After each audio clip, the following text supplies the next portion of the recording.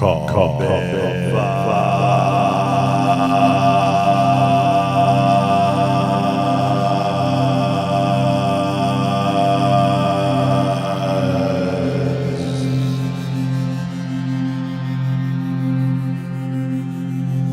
think the answer is yes.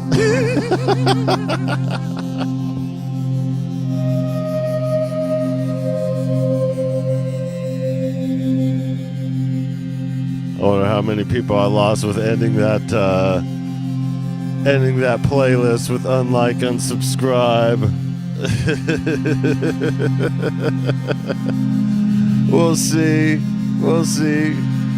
Welcome, my friend. Welcome, Tom Face. There you go, right there in the corner, front loaded and all.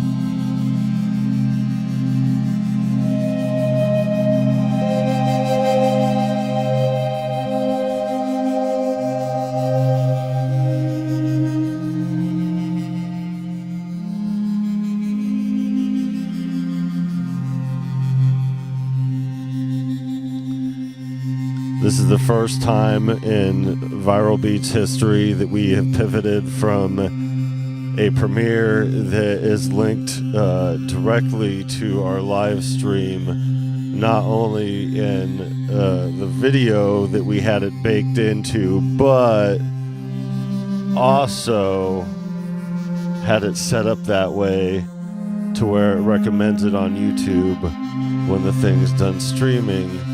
So it should go directly into the live stream here with however many's left. But let's see real quick as I hold this down a minute.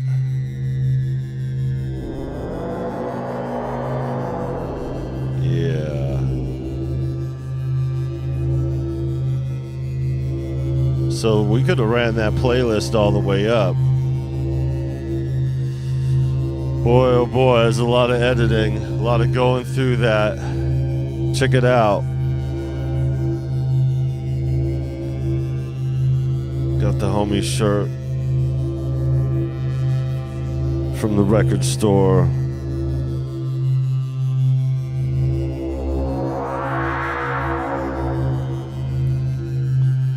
Wowzers, yowzers. So, take this tempo down. Couple things here that we got that I would like to share. There you go.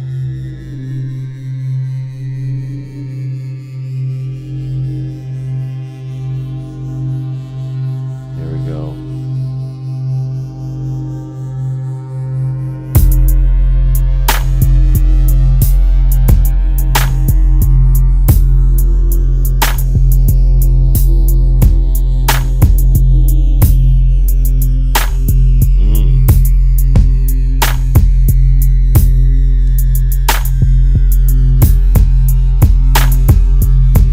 This,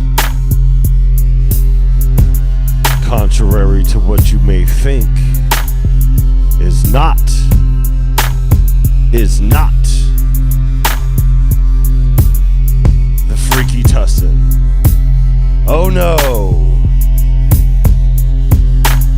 We discovered a new pack, discovered a new pack, discovered a new pack, discovered a new pack, discovered a new pack, discovered a new pack. Straight on the Arteria website.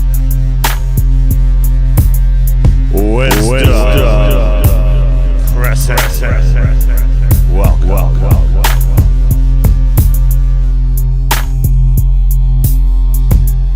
Let's take it off the saw, put it on a different type. Let's stick it on the analog height. Stick it on the analog height.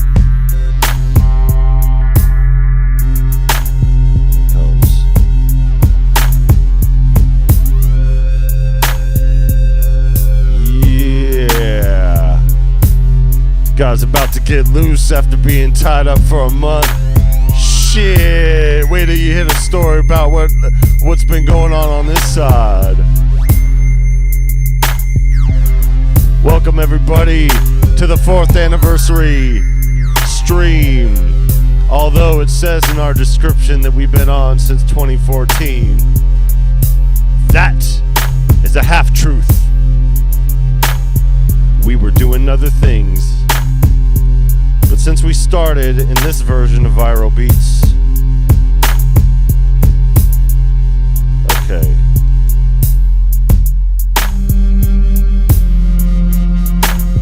It's been 4 years since we uploaded. For those who caught the playlist, the second video was our first video, and it was the first episode of Fantom Friday, which is the last song on the Fantom Friday album that we made, going through it all. The Panda. Tom and Shaw. Welcome. Good to see you guys here.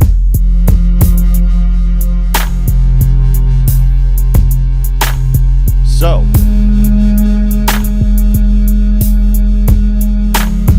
as I welcome you in with did you guys forget? My beard. It went away. It went away. This is what a month of beard looks like to me. I haven't touched it. I mean, I'd comb it and take care of it and everything like that, but nothing much. And the shirt just came in yesterday, so thank you to Symptoms of Reality. My wife was like, "What's this notification from the U.S. Postal Service?" She said it just like that. The corny ass. No, she didn't say it like that. It'd be a lot cooler if she did. It's been an interesting run. Yo, speaking of setting shit up in haste, wait till you guys hear the story. This month has been interesting, to say the least.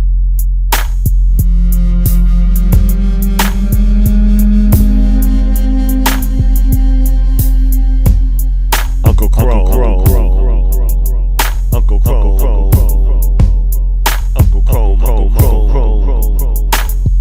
Oh, you just wait till the wintertime, sir.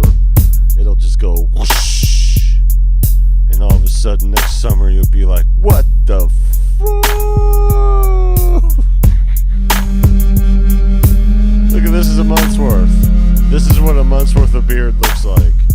From taking it all the way down. I don't know, maybe it's been I don't know. It was longer than a month since taking it all the way down. Okay. What are we in the track mutes?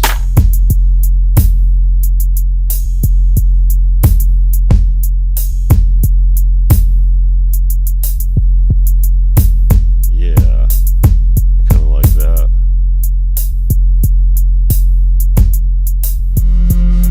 Nice deep bass going on.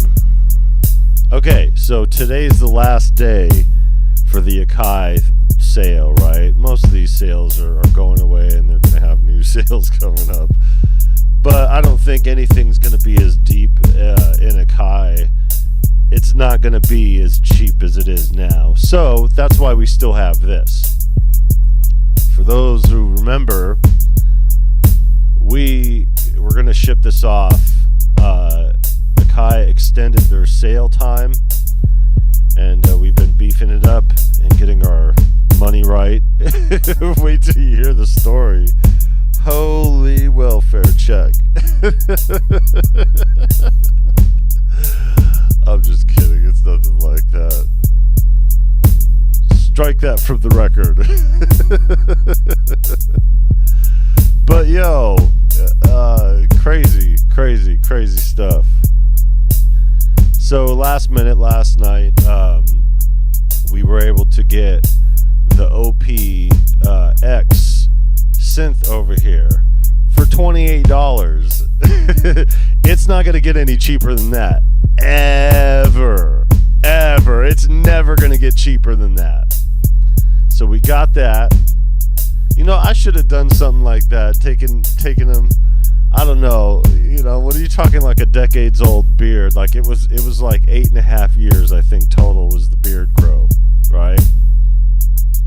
Because I grew it like a little longer than this, and then I cut it all the way down, which looked crazy. And I kept, so this was always longer down here. And then I did it again, like last year or something like that. I kept all this, so like it was straight down, but then I took it on the sides and in the back. I took it out. But yeah, that shit had to go onto a new circuit here. Okay. Let's get this bass out of your ear real quick. How's it going, everybody? How you doing? How's it going? Let's see if we could do a little background music. I don't even know what the background music is playing in there for. So, this thing right here is called what the shit is that? I gotta look on my account real quick. Hold on. Let me go over here. That way it's more sneaky. I won't be able to see the chat, but I'll be able to hide from you. She ran off. She heard that I was streaming. She's like, okay, got to run off now. She wanted to catch it because she didn't want to interrupt. Good for moms. All right, let's see. Let's go to... I forget what this thing is, so sue me. Oh, that's what I didn't do. I didn't set up the light, so let me set up the light too. It's called Fantasy Synths. Fantasy Synths. And what it is something else. So I was looking at the Arturia website for obvious reasons, and I was looking at their sounds to see if they had put anything up for the sound packs for the MiniFreak over here. And checking it out, all the other ones that say when you enter in the compatibility, whether or not they're compatible with the MiniFreak, they're not compatible per se. They just used stuff that was derived from the MiniFreak, if that makes any sense. So they're not really compatible, but this one is. It was on sale for like $10 or something like that. And I was like, cool. You know, grab it. It's like 60 patches. See, I'm over here with 140 presets on the Freaky Tussinn. Here we go. Shill. 140 for 10. And these guys are out here on sale for 10. Well, this is on sale for 10 too. But still, you know, for $10, you know, 140 presets versus 61 for, I don't know. I think it's 61. It's 60 something for $10, which is fine. I mean, I'm not complaining or anything like that. It's just, I'm saying I got some new presets.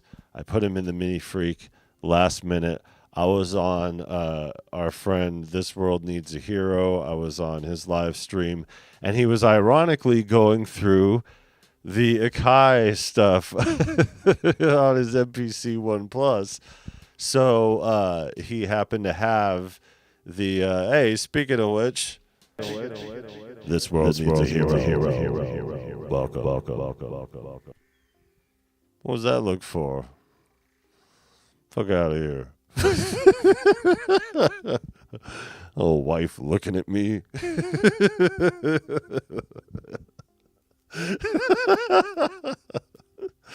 She ran off. Now I got direct line of sight. Scrambling. Okay, so gather around the fire. Let me tell you a tale. Anyway, so thanks to you, This World Needs a Hero, for coming through. It was like, I don't know what time it is over there, what time it was over there, but over here, it was like 3 o'clock in the morning. So I got just a little bit amount of sleep, just enough to get up to be able to, I got up at 8:45 to be able to be available for the preset or the the playlist. Yeah. And then I did what I needed to do to get ready just in time to wash this shirt. I love a good 50-50 blend. My shirts that I'm making, I'm going to make 50-50 blend all the way around. I can't do nothing else. I still got a superheroes outfit closet full of, what do you call it?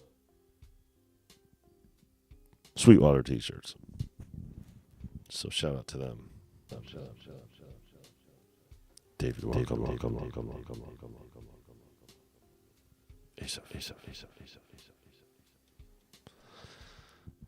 You always got to remember the husband answer, the petty answer, and the truth. Oh, I don't have the turntable hooked up. So anyways, so the other thing that we got here is, let's see, let's go to a track and let's do something here. I guess I, could go into whatever.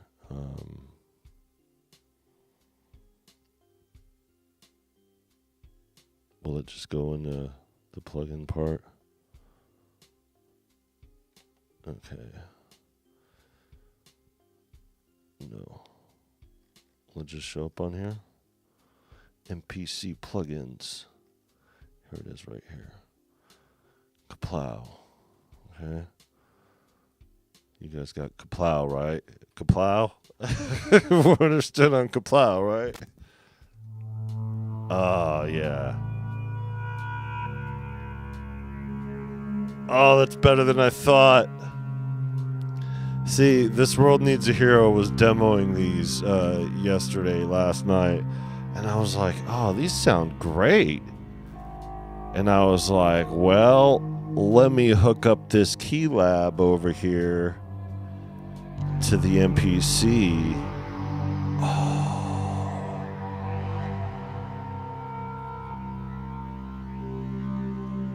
So, say what you will about the digital of all this, it's Air VST, but keep in mind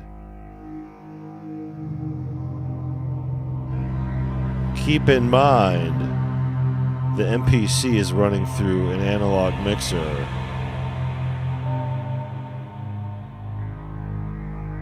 and the analog mixer is hooked to this SSL 4K. So my sonics are not your sonics.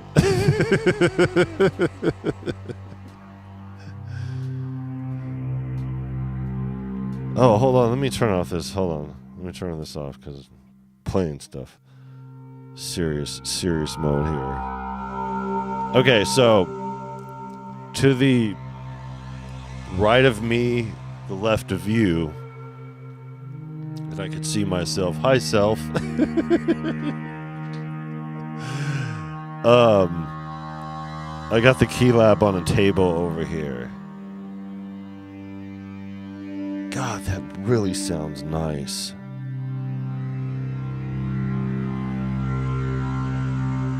Yeah, for sure. It makes all the difference. Like this combo is great for a go-to sonic palette. And then having the dimension to where,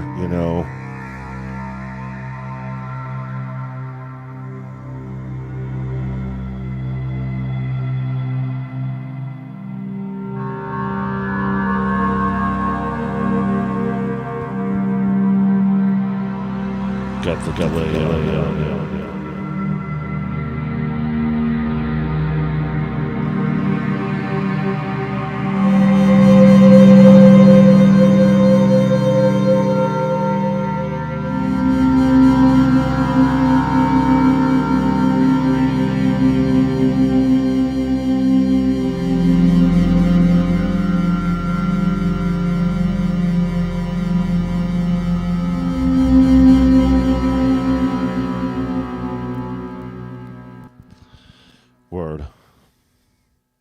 all is digital regardless on YouTube's 440 devil frequencies. Good thing we could change no matter.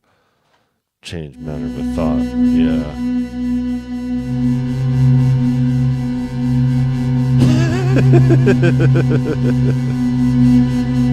It's Tom's basement. So yeah, this sound here, this. Let's cruise around. Shit, man, hold on. Let me see if I can get this light to where you guys could see the. Because there's a way so you guys could kind of see it. God, the lighting's so finicky. It's like you want one to take out one, and then it messes with the other. So it's like the trade-off here is not being able to see the screen, really. I could put it on a platform and put it on. But, yeah. Davey,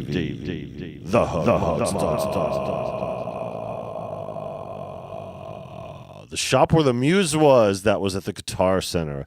That was at the local Guitar Center.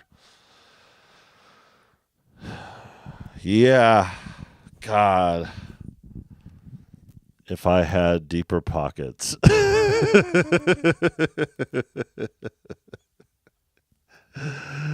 Yo, them prices is dangerous thinking. All right. Yeah, see, and I got this light over here that I like using, but because it's in the frame of it, it changes a little bit. So it's like, did you try more gear? Okay, so yes, I did a side-by-side comparison with the Teo 5 and the Behringer 16 voice. And, oh my God. Now, in all fairness to Behringer, I did try their Model D or whatever. Is it a Model D or Mini? I think it's a Mini. I don't even remember. Either way, that was pretty nice. Not bad. But that Oberheim clone, ugh. And those presets, there wasn't very many of them. And the ones they had were pretty standard. And sonically speaking, I think I threw up in my mouth a little bit.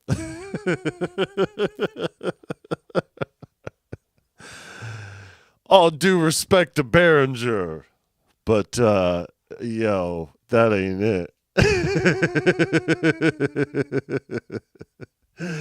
That one, it ain't it. It ain't it. So,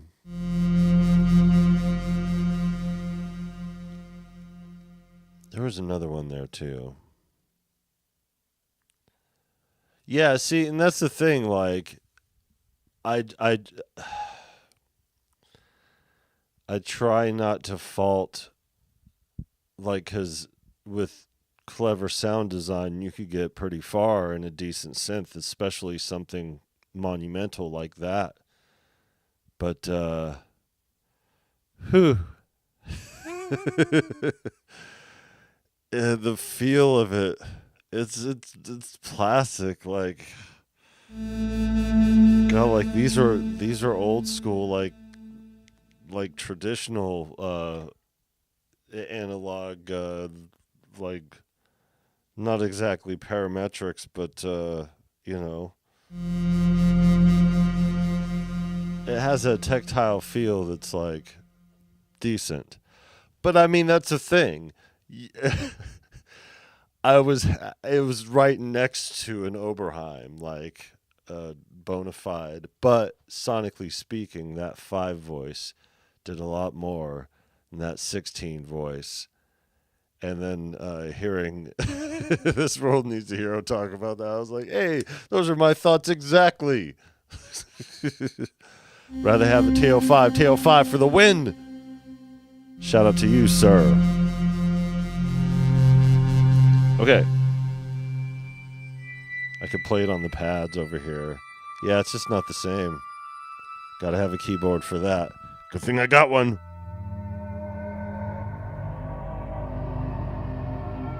See what I mean?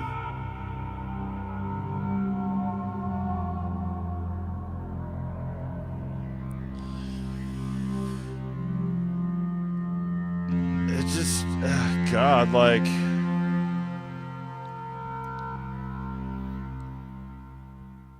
Oberheim does such great work, and considering, I mean, I get trying to make something affordable, but I think they should really stick to the reproductions of stuff that's not, out, like their CS that they're fumbling around with, or their damn Elka clone that we're still waiting on. Because if that's a slight $700-800, I'll I'll grab that on the payment plan, just like we did with these NPCs. What you gonna do now? Tyro. Welcome. How you doing? Still at work. Damn. Y'all know what that means? Hey, be careful out there. Season's coming up right around the corner. Good luck to you and yours out there. Your whole crew. Perfect Circuit won't give me their 10% discount for the MiniFreak vocoder edition, but will for the Zoom. Just ordered my first pedal. I want, for pedals, speaking of pedals, I still want to get that Ocean's Abyss pedal. I'm going to have to make payments on that because that's like $500. Yeah, I got to make payments of $500. That's how it goes out here in these YouTube streets.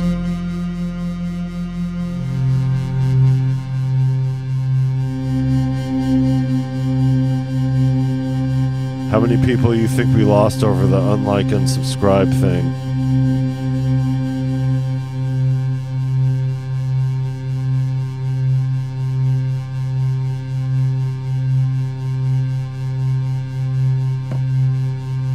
Nobody.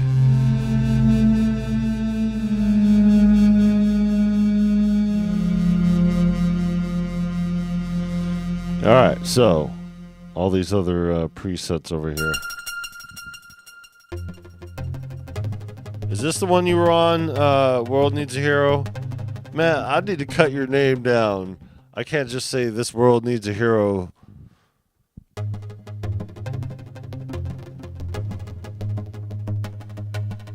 Want to wait for the Zoom. I need to get little stuff like that. Like, I still haven't gotten a drive for the MPC Live too. I was thinking about that yesterday. It's like, oh, your memory. It's like, oh, yeah, that's right.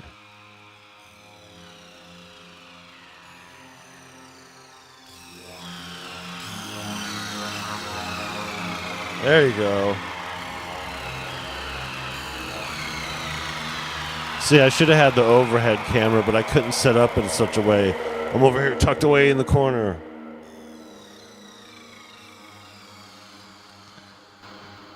Apollo.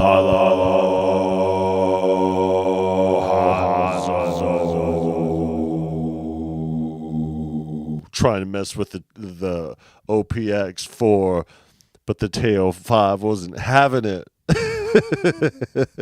Paraphrasing, folks. Yeah.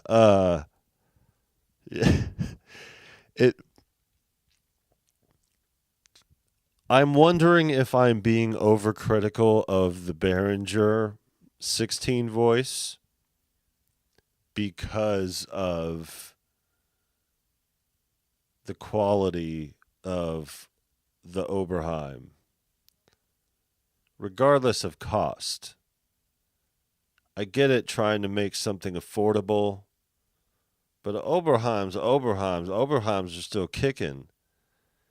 And when you have an Oberheim next to a Behringer, and the Behringer is supposed to be an Oberheim, man, don't do that. Don't do that. Stick to the other stuff. do up the CS80 thing and fix the keys on it. That Elka, I want that damn Synthex clone. I appreciate them taking the time to get it right. I appreciate taking the time to get it right. If they get it right. And that's what they should do. Clone some, $15,000, $20,000 synthesizer that's out of print that you can't get because it's so rare. There's only a few of them in existence, That Synthex that they're cloning, like, you'd be hard-pressed to get one of those for under, like, 15, 30. And even then, if you have any issues with it, you'd be lucky to throw it to a Kent Spong. Speaking of which, shout out to him. Shout out to you guys. It has been an interesting addition to the years that we have thrown together on this platform. And really, one of the things that has been holding it all together has been hardware jams. And that's why I included my favorites in the playlist. Goddamn Inky, just in her passing and just being involved, like, it's like, even though it's just one specific element, it's for sure to me, like, to the heart of why I exist on this platform, why we exist on this platform. We exist on this platform to perform, And I didn't know, and I've told this story many times, I didn't know that I'd get back into performing as an artist, like, doing the rap shit. That's why I included that in the playlist as well. But I did not know that my glue that has been holding me together on this platform has been hardware jams. Even though during this break we haven't submitted, didn't have time. So for one, out of the month break that we took, we lost 2 weeks because I had this gnarly infection in my tooth right after one of our friends had a bum wisdom tooth as well. And it was just funny how it worked out. There it goes. Funny how it works out like that. But no, it wasn't really a break. It wasn't really a break. That's the thing about it. Like, and yeah, I wouldn't say shitty, just kind of moving along. There has been some really interesting things happening around here. It's like, to put it in perspective, yeah, I don't even know where to begin with all this, I wanted to do a piece of content just talking to you guys, just saying, hey, I don't know if we're going to do this anymore, selling all my shit and quitting YouTube, and not clickbaity, like, hey, quitting YouTube and all that other stuff. Like, really the focus during this past month has shifted towards what it should have been this entire time. And what I've realized during this break is that because of being in the rat race of YouTube content creation, things haven't been getting done. 4-year anniversary. So today is the day that Fantom Friday #1, episode 1, it was in long form, it was like an hour or something long, was posted. And we started with that, just the Fantom under the black light, and the 2 cell phone cameras catching it, back and forth. Dope. But before we did that first episode, we had already had Oh, see, once it dampens a little bit, there it goes. You could see the synth. As soon as I touch it again, it brightens up again. Okay, we'll leave it at there. Will it brighten up when I touch it? Oh no, it won't. Hey, look at that. Don't worry about that. That's just the tism in me. I get distracted by squirrels and shit. So, anyways, yeah, when it comes down to this, see, I already lost my place. Coming back to doing the music, we had a whole album that was done before that Phantom Friday episode. Before that first Phantom Friday episode was posted, we had a whole album, the fun album. It was complete. Uh-oh. Stream's going down. Why is the stream going down? We got some red bars. Anybody else on the stream in here who's sucking off the teat of the Wi-Fi over here? We got all kinds of leeching going on with our own family unit over here taking all the Wi-Fis. Got to make sure that we're good. Okay, so we had a whole album produced. Fun. Yeah, I'm in the red over here. It goes from red to green, from red to green. I don't know why it keeps popping up. It's good here. It's good here. Hey, is anybody on right now? I don't know. They're outside, so yeah, I don't know. It keeps saying dropped frames. So anyways, yeah, we'll just keep going. It's all good. It's all good. It's all good, guys. So, yeah. If we do drop out, have any issues or anything like that, we'll come back to it. We'll circle back. So yeah, it's crazy the way that things work because, we were moving along. I thought we were chugging along, because we had the whole album produced, the fun album. It was entirely produced. That is crazy. Okay, let me see if I could. Let me see if I could pull it up here in the Finder and see if I got it, because I believe I have it on the... Is that it? Oh, yeah, this is it. Look at that. All I have to do is show my screen. Show my screen. Show my screen.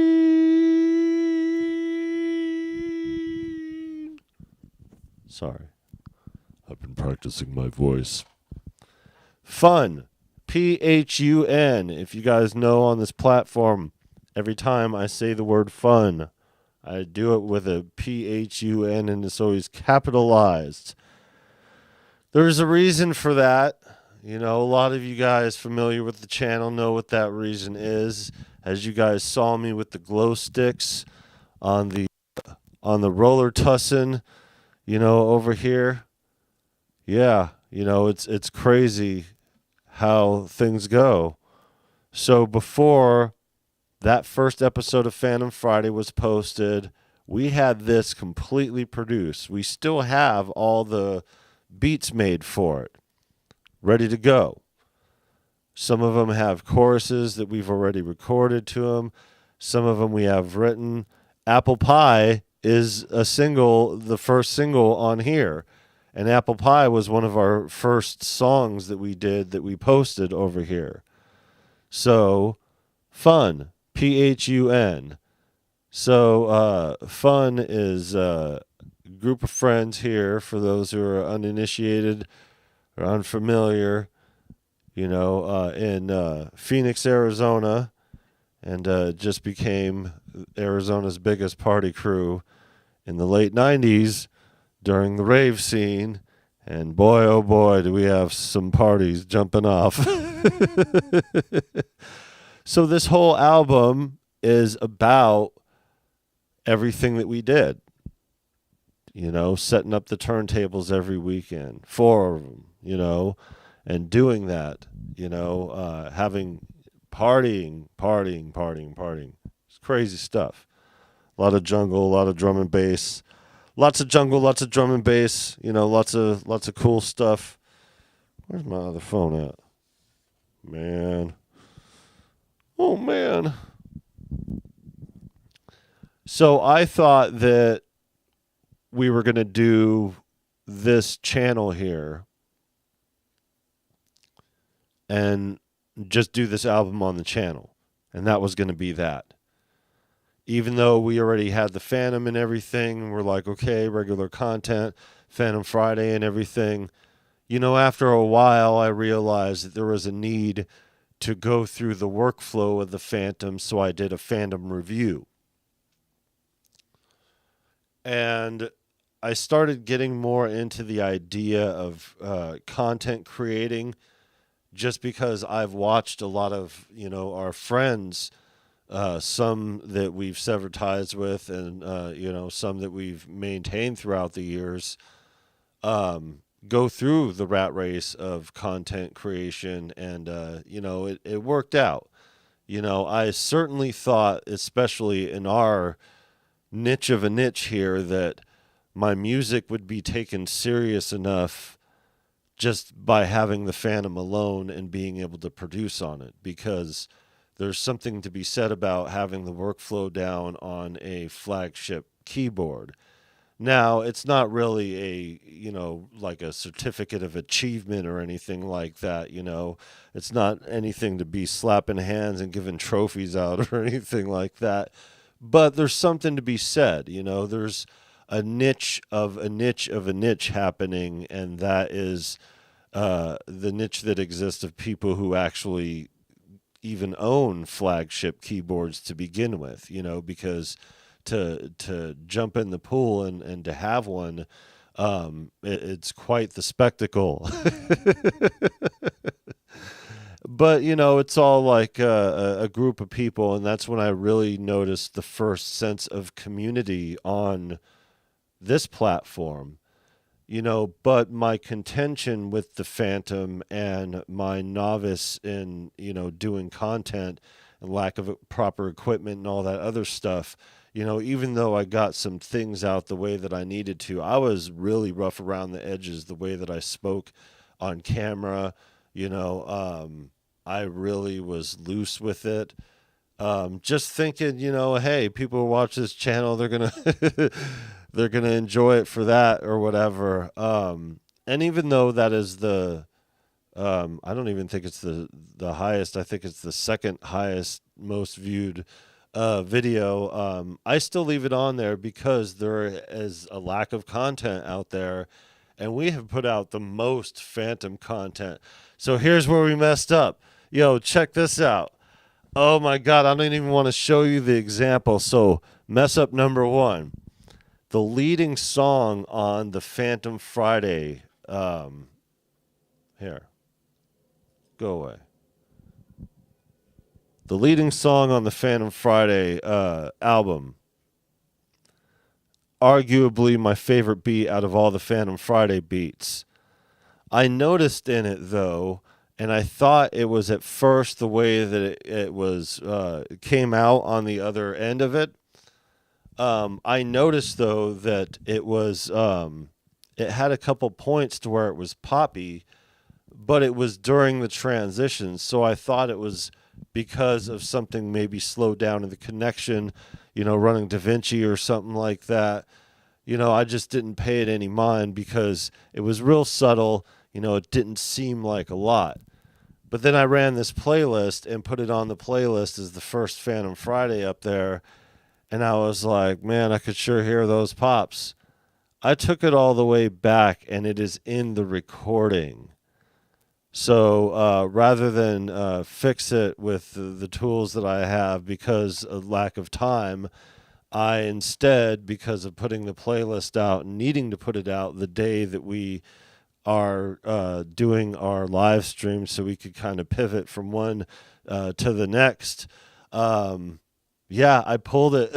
I pulled the song all directly. I mean, it's instrumental or whatever. So now, those who have it now are going to be forever tormented with the fact that if they hear that first track, there is a couple pops in it, and you don't really notice it at first and think that it's something else. But when you listen closely, you could hear it, and there's no way to fix it, and that's that.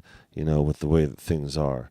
So, yeah, it's kind of discouraging. There's a lot of back and forth. I've been working on that playlist for like a couple months here, and I was discouraged because I was wondering why kicking the can it was becoming such a problem, and figuring out that the reason for that was because it needed to come out and be released during the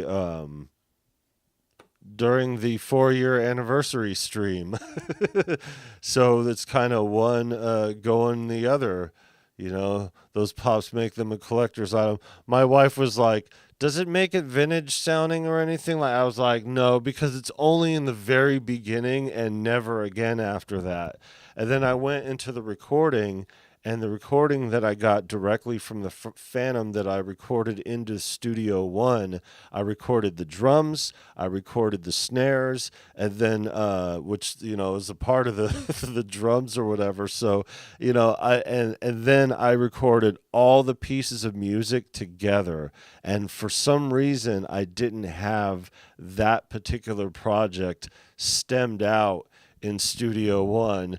So boo for that. The other thing that I did that I really messed up on, I have deleted all the old Phantom Friday episodes from the channel, thinking, hey, cool. I mean, I'm talking episode 1 through 30, and I had them all backed up, right? But the one particular file that has the edited version of the Phantom Friday that I put out, it's missing from 25 to 30. I don't know where they went. I think what had happened is I had a large storage space on my Google Drive, and I wasn't paying it, and they kicked it off of there, and that was where the only copy was stored. And me not thinking twice about it, thinking, hey, it's in this original file over here where the rest of them are, because the rest of them are in the original files, that it would be in there, and those 5 are missing. So when you go back and look at a couple of them, I had to redo them. I had to re-edit them. So that was discouraging as hell.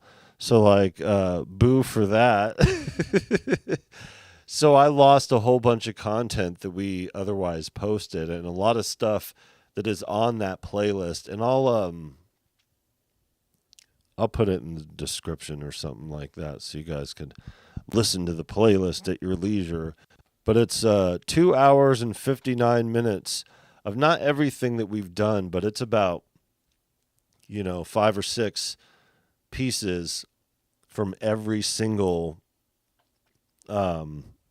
album that we made, the 5 instrumental albums, and then little pieces and chunks here from stuff working on the Freaky Tussinn, the converted Tussinn pack with the Fantom, and the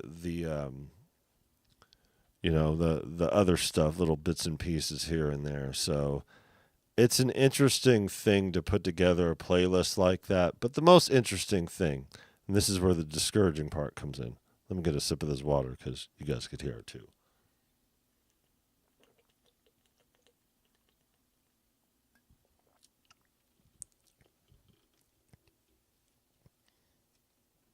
That was a game-changing chug.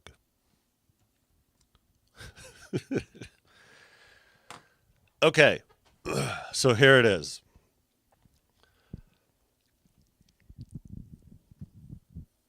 Take care, Panda. The Panda.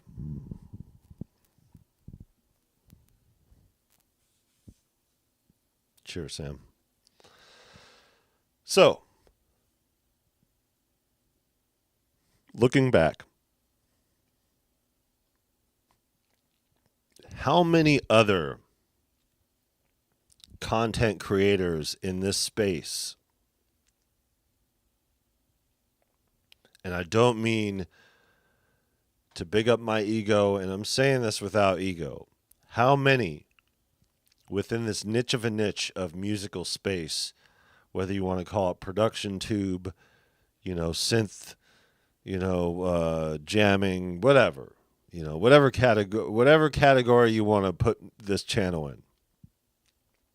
How many audio production channels in this niche of a niche space have produced 5 albums within 4 years, have released several singles, and they're all top-notch quality? I'm not like bigging up my ego or whatever, but like the sonics are on point. No matter how different they sound per project, they're all fitting to the project they are. Some may not be some people's cup of tea, but the playlist is a nice, accurate representation of everything that we've done, everything that we're capable of doing, and everything that we've got going. And I don't mean to shit on other content creators, but I did end that playlist with the Unlike Unsubscribe song that shits on 5 content creators without saying any names, so nobody will ever know but the people who they're about. Motherfuckers. But yeah, and it's crazy, because this is why I say it's the discouraging part. Because in America, music is not respected. It is not a respectable profession. It is not something that's taken serious. Your friends and family don't even pretend to enjoy, for the most part. And the people in your circle are traditionally as small as the people in our circle who are just other music people. It's larger in a space like this because there's a bigger community, and we'll get to that. But for the most part, logistically speaking, with how many people there are per capita, demographics, and everything considered, this channel should be blowing up with the quality of work in the 650-something videos that have been produced, and all the quality work that had been done. Yeah, we pulled our shit off of streaming platforms. That's another thing we'll get to. But that's the point. Having the exclusive content continuously produced, it has been 4 years. So now we're running up on the 5th year here, right? And we are nowhere near any progress made on the Fun album that was already 100% produced before putting on that first Phantom Friday video. The Hip Hop Undead album that we started on last year, that I had it posted on the 3-year anniversary live stream a year ago. Yo, we've gone places with it that quite a year already. Yeah, we've got a single out. But that single, because I used video clips that were, not really, they were kind of stock footage type things interwoven with, the way that I edited it, being a visual video and stuff like that. It wasn't a real, it wasn't me in my face, on a nice camera and all that other stuff. And that's another thing with my beard, clogging up the algorithm, because you can't see my smiling face. All you see is the frowning stash, and you're like, oh, this guy frowns. Algorithm says, next. The visual aid of it all. Getting through, penetrating the ecosphere, with everything that I've done, everything that we've done here. I don't want my channel to blow up or get a broader audience. I like intimacy of my shows. Yeah, and I do too. I do too. I feel you on that one. I really do. It's just crazy when you do stuff like take your MPC out in a kayak and do a live stream and then make a bunch of shorts, and then the algorithm doesn't even push those shorts.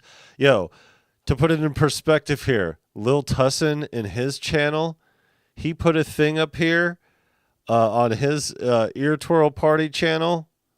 Yo, he got like 1,200 views within like a few minutes. It was crazy. The algorithm just picked it up. He was like, oh, it was like 200 something views like right away. Secret. Welcome. Thank you, sir.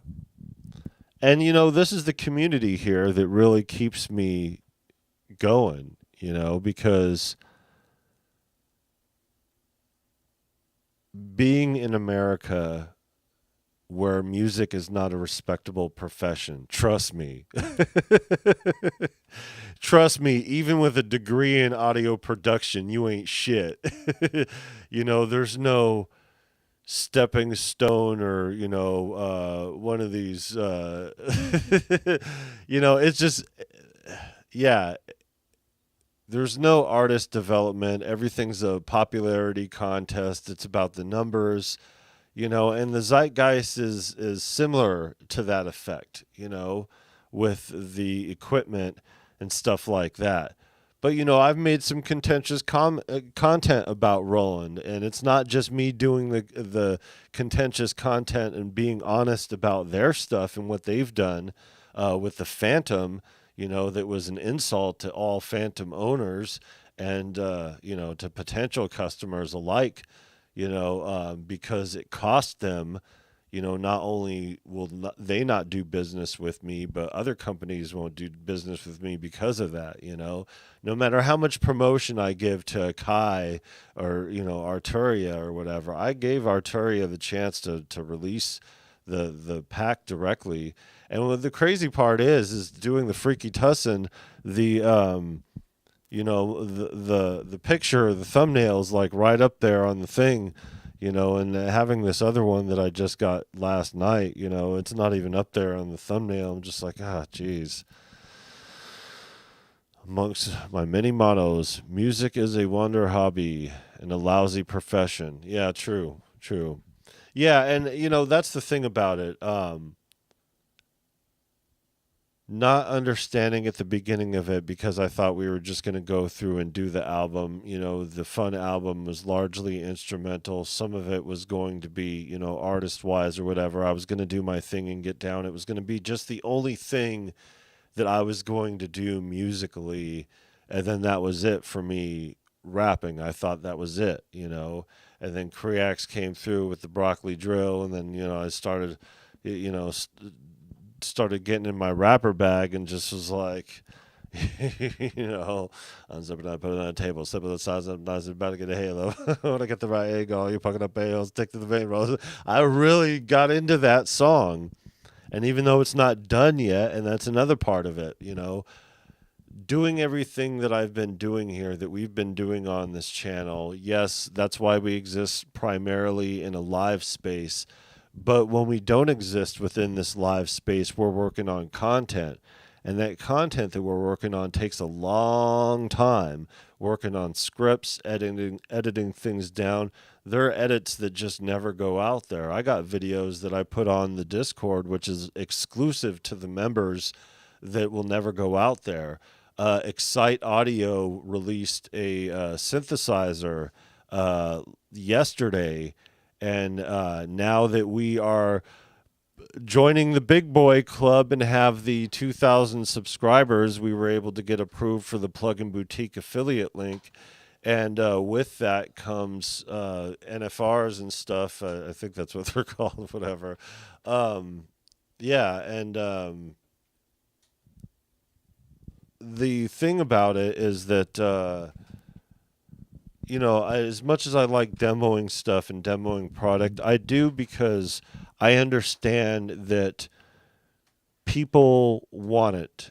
It's a need out there. People want to, before they buy something, hear what it sounds like. And what I've noticed with these companies a lot of times, especially these legacy brands, is they put something put together already, or they just do a little snippet of something, but they don't get into the weeds of how things really sound.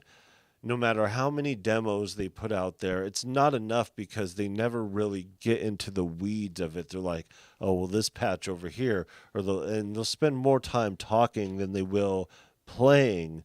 And, that does a tremendous disservice. But what also does a tremendous disservice is when you do this content and when you put stuff out there, and these companies not only will not deal with you directly because your numbers or whatever, even though you have the influence or the people that desire such content, in our niche of a niche, it's just not enough to make a difference. So, it takes a longer time to get up in numbers if that's what you're trying to do. But we've never been a part of playing the numbers game. It's just when you look back at the numbers, you see the quality of music that we've released. You see all the albums that we made here on the platform. You see all the diversity in the music, from hip hop to drum and bass to techno, like everything. Like we've done modular, semi modular, boom bap, synthesis, from all the way starting at the Fantom, and now like this is just the setup right here. This is still going. It's just the last day that it's here. It's actually it's actually going to be packed up this weekend if I can get all the stuff that I need recorded out of here into this. So I have some stuff front loaded that is a part of this, but otherwise, I know I said it last time coming out of here, but it's the last time you'll see it. I said the last time it's the last beat you'll hear out of it, but yeah, it's the last time you'll see it. Today's the last day of it. I wanted to make sure because I'm keeping everything the way that it is. So the person this goes to will have complete access to all the expansions and all the plugins. I still need to get that fabric because it's on sale, but it's $50, so it's a little bit higher in price.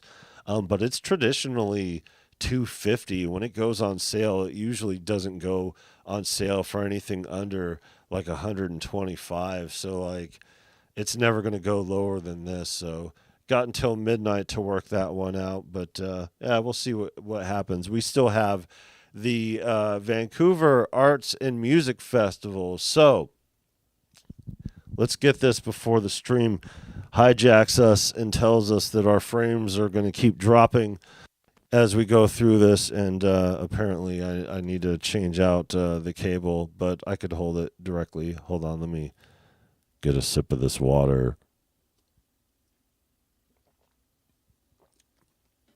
Okay. So, this year is the third annual Vancouver Arts and Music Festival put on by the Vancouver Symphony Orchestra and the city of Vancouver. Now, we're not talking Canada here. Geography-wise, we are, Washington, so like across from Portland. So the Portland metro area is what they used to call it, but Clark County has gotten so big over the years, it's becoming a big thing. Vancouver, American Columbia. Yeah. Cascades. So it's interesting.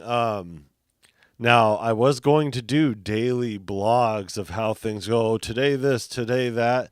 But then the infection, all that other stuff, it was totally impractical. I did 2 or 3 days and that was it. And just dropped the idea completely.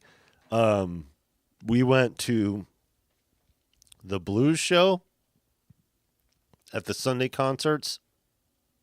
And that's it. LaRonda's going to be back on the 13th, I think, on Officers Row. So that's going to be interesting. So we're going to go to that. I think they did the last waterfront concert last week. It's just, this is the thing about the Vancouver Arts and Music Festival. There's not much music for a music festival. They have what they have.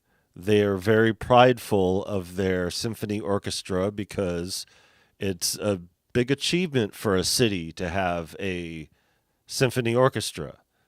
You know, good on them.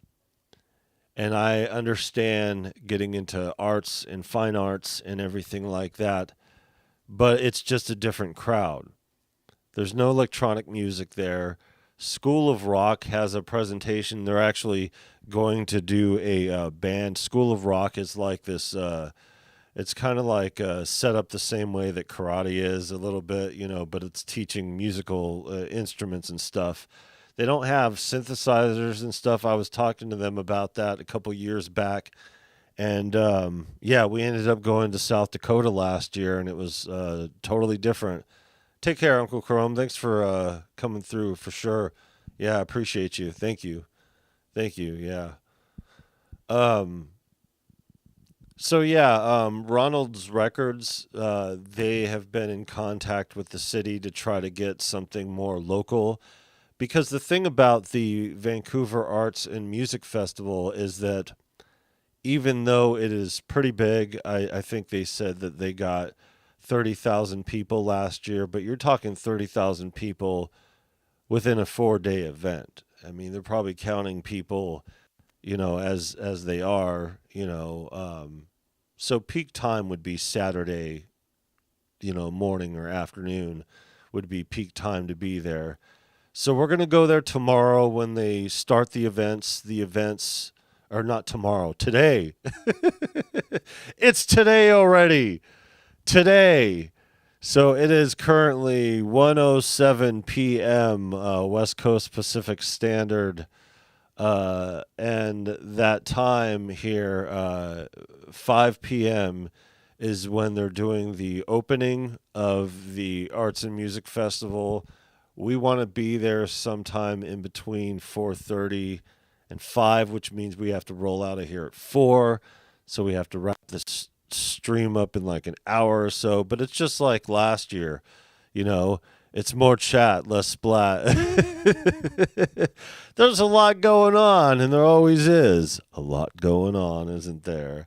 You know, I mean, this is the thing, you know, with everything that has happened, you know, that was a weird little stutter. With everything that has happened and all the music that we've made and putting that playlist out of all those music pieces from the past 4 years, we've earned the right to talk, God damn it. So yeah, you know, I know that this isn't going to be a thing to where, okay, so the festival starts today. Tonight it runs from 5 to 8. There's an after hours thing at a pub with a show. We're not going to go to that either. I don't know. Maybe we will stop by. I don't imagine us being there for 3 hours, you know, for the whole thing. You know, we're going to go for the opening. We're going to see how things are. We're going to get some content. I got the MPC Live 2 charged, and we were up till 3 o'clock in the morning installing the OPX in it. So we have the OPX4 in the MPC Live 2. So I don't know how that's going to work really, but, you know, it'll give us a nice synth to play on the road because, you know, after hearing it, I'm like, yo, you know, this thing's dope. This thing's dope, you know, so we'll see how it goes. I will get some content on this synth here because there's a lack of, you know, I know people do their things here, but you know how we do it over here. The long-form demonstrations are going to keep happening with the stuff that we use. The content really is, it's hard to edit content nowadays because even focusing on getting content out and doing stuff, it just takes away from being able to produce the music, and now not only with the Fun album being 4 years behind schedule, which, you know, who cares? You know, time is what time is, and it takes the time it takes. But now we're in a position to where it's time to actually get this done. But hold on, wait a minute. We have prioritized the Hip Hop Undead album, and that we haven't really gotten any solid work. I mean, we've done work to it, but like the focus needs to be getting these albums done and doing the work. Yes, we are going to be capturing it. I'm going to be hitting the record on my screen capture and getting a lot of this content moving forward. If there's an expansion that is out there that we can afford, or a plugin or something like that, we're still going to do our demo thing. It's hard to give this space to companies, really. You know what I mean? When we need to give this space to our company. It's not just Viral Beats, it's Virus Music. You know, we do graphics too. I know everybody here who does content really does everything, you know, but when we do everything, like we really do everything. So all the production from start to finish, the mixing, the mastering, the recording, the post-production, you know, the graphics even now, you know, these are all things that have been accumulated over the years that we're doing. And for those who remember when we got on this platform and actually started showing our face on a live stream for once, our first live stream was our 9-year, I think it was, anniversary of, or 10-year anniversary of Viral Beats, because Viral Beats has been a thing since 2012. And yeah, it's just coming out here in this ecosystem and doing all this, you know, just was a totally different thing. And like I said, I didn't understand my role as an artist and coming back into the fold and becoming a performing and recording artist again. You know, I thought I was just going to make my beats and, you know, play my synths and go off into the sunset, you know, but I've learned a lot about music production throughout this, really just getting the synthesis of it all down to where it needs to be. And now I feel that I needed to be there production-wise and have the tools necessary to get the job done. But yeah, you know, I was going to do the video of selling all our shit and getting on with it and quitting YouTube. And there's not really any quitting YouTube, because through this journey can be shared regardless on what happens or how it happens. But we are getting rid of our shit, you know, and it's not for what you guys think it is. You know, it's not because, you know, we're behind on rent, even though that, you know, is still a thing, you know, that we're getting through, but we're working it out, you know.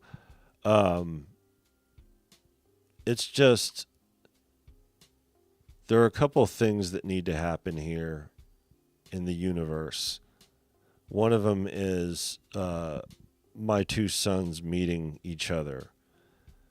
You know, little Tussinn just turned 9 years old, and he's never met his brother, you know, and his brother's an adult, and I haven't seen his brother in 10 years. So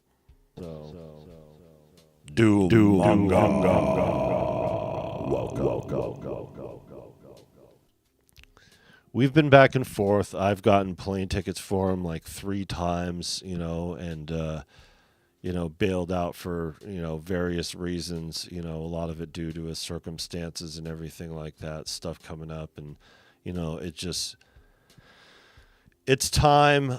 When we were in South Dakota, I lobbied to be able to go, because it was just 2 states over, to come through and see him, you know, where it would have been just, you know, a few $100s, you know, would have been the trip. And now the trip is going to be like $1,500. So I don't have that extra money laying around here. And yeah, I don't have any moves I can make to produce that kind of income. But with the content being more outdoors, and there's certain things that I'm not getting rid of here, like not getting rid of the Live 2. That's little Tussins. There's no negotiation on that. And I'm not getting rid of this MiniFreak over here.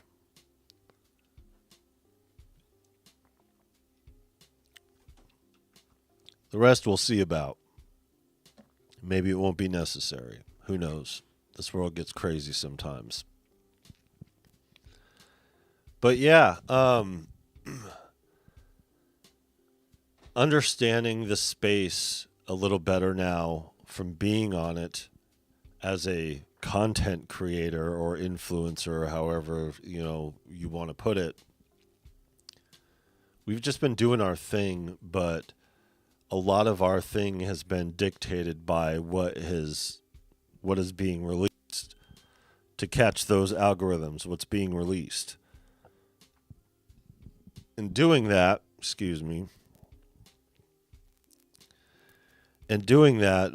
just haven't been focused on the actual albums that we've been working on.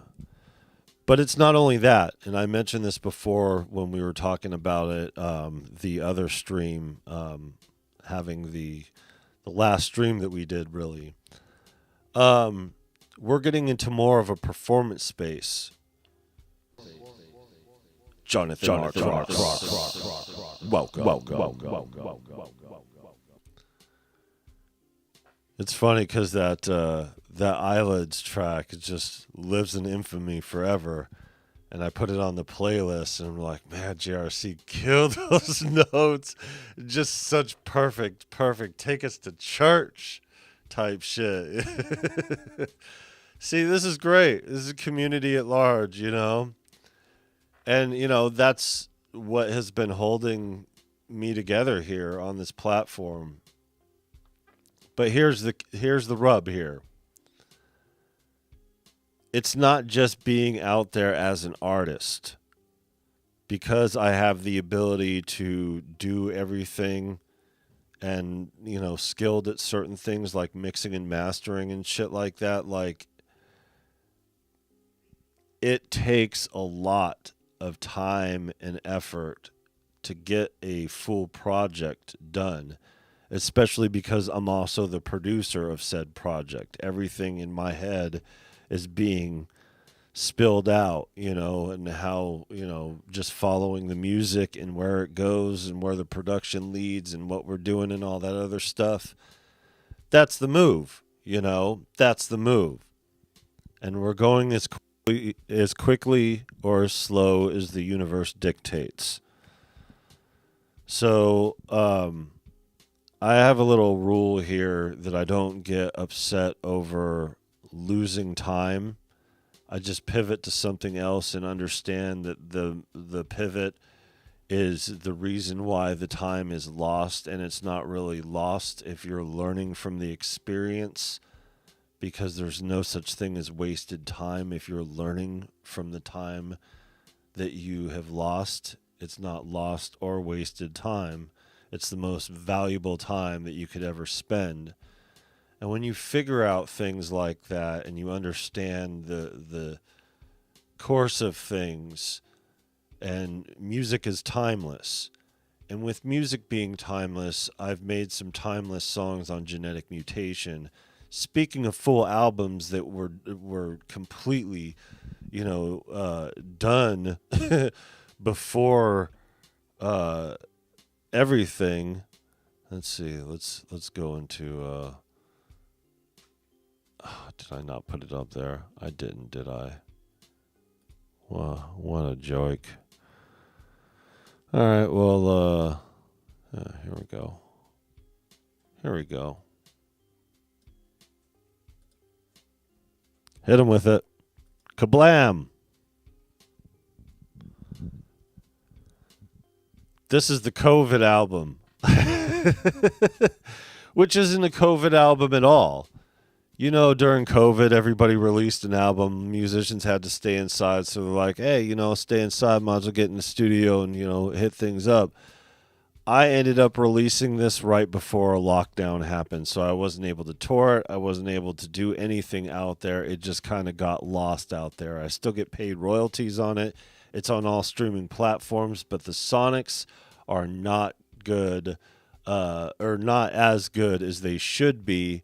You know, I'm still finishing up this remaster over here, and that's another thing, you know, been slipping on. But the point is, and the reason why I bring this up is not to tell that story, but the timeless music that I've made on this album isn't a COVID album because it is 11 years of work. So there's some songs from 2012 in there, some from 2014, some from 2016, so on and so forth, you know, throughout the years, and all during various circumstances, varying recording situation. But the point is with all of it is that the timeless music that was made on this album, even though I wasn't able to tour it at the time because it was what it was with all the lockdowns and everything like that, here we are.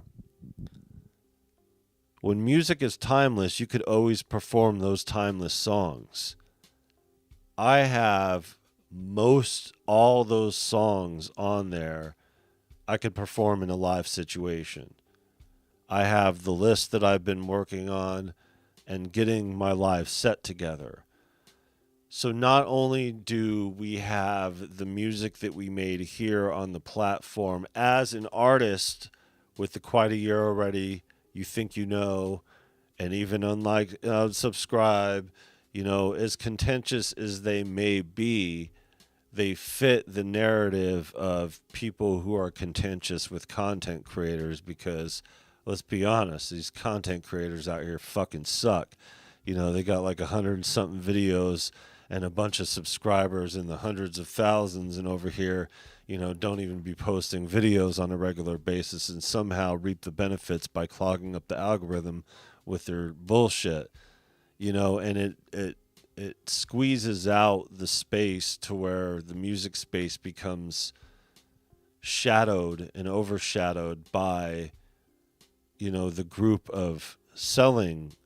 And, you know, I understand we all got to make our money, and, you know, present company included. That's why I got the links everywhere and the music everywhere. But that's another reason why I put, you know, the Cash App on the screen, you know, during the thing. And, yeah, see, it's dropping frames over here. Let's see. It has a, oh, my issue started at 6 hours. I'm making, yeah. Never mind, recently. Simon, aka Fat Dad. Welcome. Thank you, appreciate it. Yeah, so that's why I put this Cash App up here and right here. So, and I'm not putting it on here. I'm just showing you guys the reason why I have this on the playlist over here. It's just because that is accumulated work and you're not going to find it anywhere. And if you want to support the music that we make here, that's the way to do it, you know, because you're not going to find it on other streaming platforms. But, I mean, maybe eventually if they get their shit together and things change in the industry or something like that. The big thing is here is that I have an entire set to perform. It's not just, I mean, yeah, you guys have seen me jam. I could just, you know,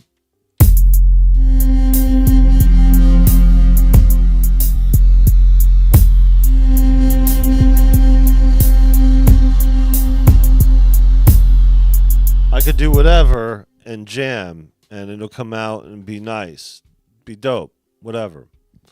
I could run all day long and do something like that, you know what I mean, on the stage. Cool. You know, we all can, you know, jammers and stuff. But I'm talking a more structured performance as an artist over here with the, with the genetic mutations and all this, So I got several songs from here. I got 2 or 3 songs from Fun, and then other stuff that we've done on here that's going on Hip Hop Undead. So this album is being moved ahead of the Fun album. But that's the thing. Running this rat race on YouTube, I'm not getting these albums done. 4 years for Fun? That's insane. And I had this posted up on the 3rd year anniversary stream like, hey, here we go. We're going to... And I get it. Time is what it is. But right now, I feel, especially with going outdoors and doing everything that we're doing, that ready to go out there and perform. So getting my live performance together as an artist and going out there with this here microphone, I want to get a Nexidine or Nexidine. I think it's Nexidine, whatever. But yeah, very dope.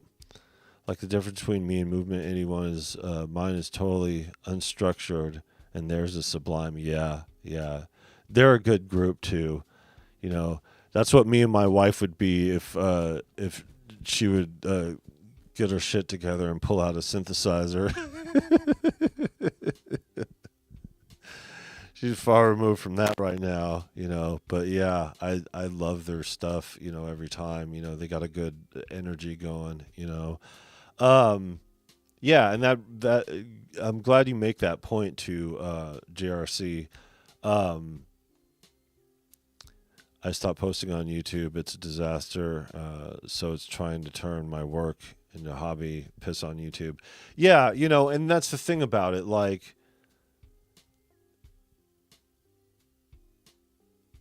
it takes your professional work that you make and makes you start that rat race all over again.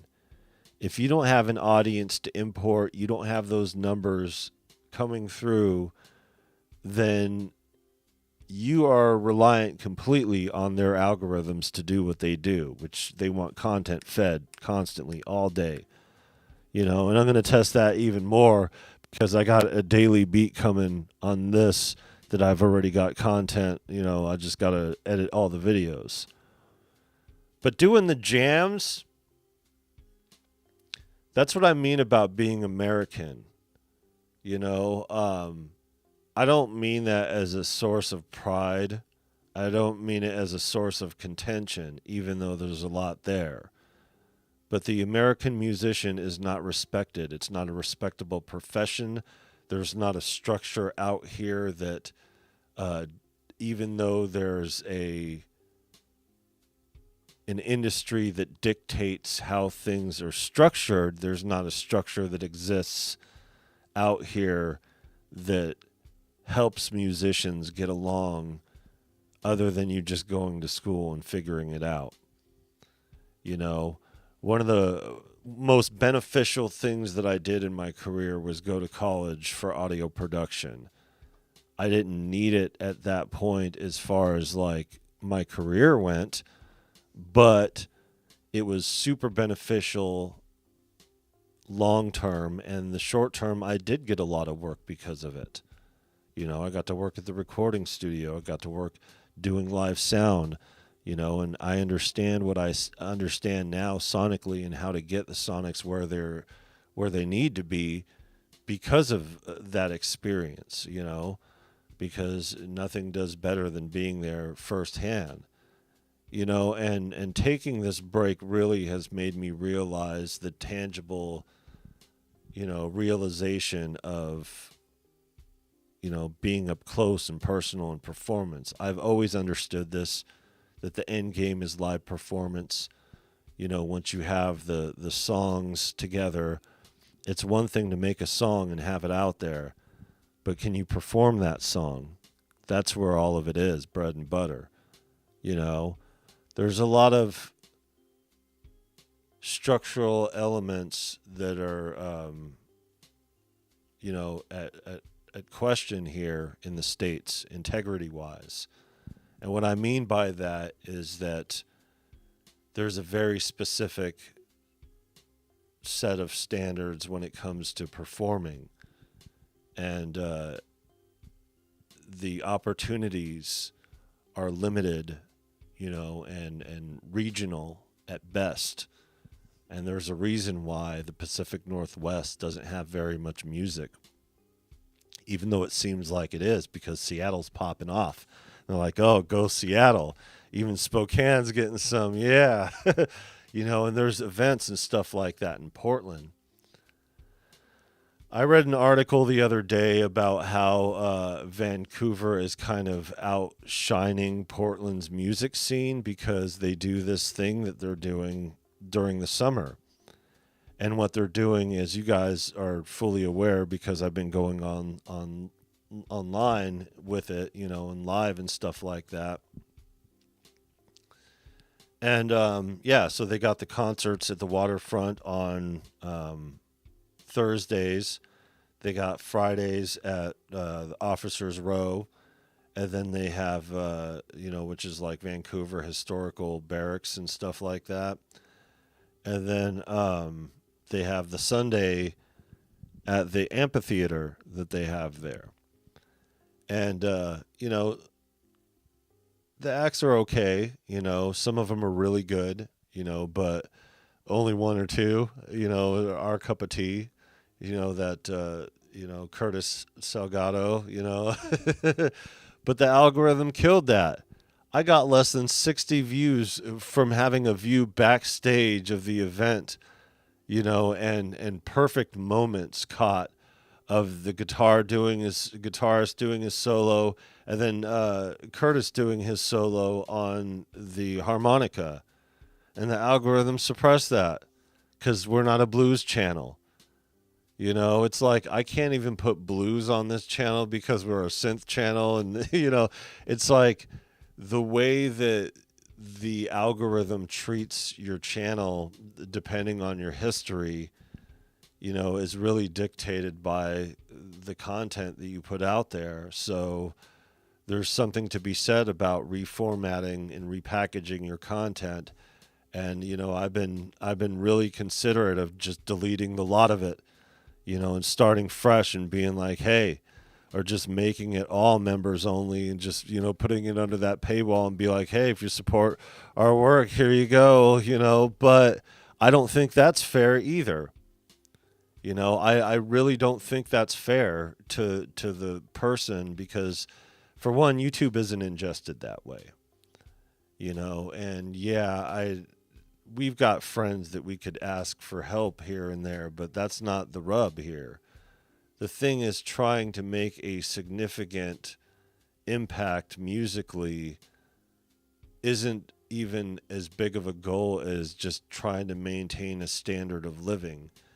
And when you're a YouTube channel, you're doing all the work by yourself the same way as you're doing in music, and it's even less rewarding, you know, and more time consuming.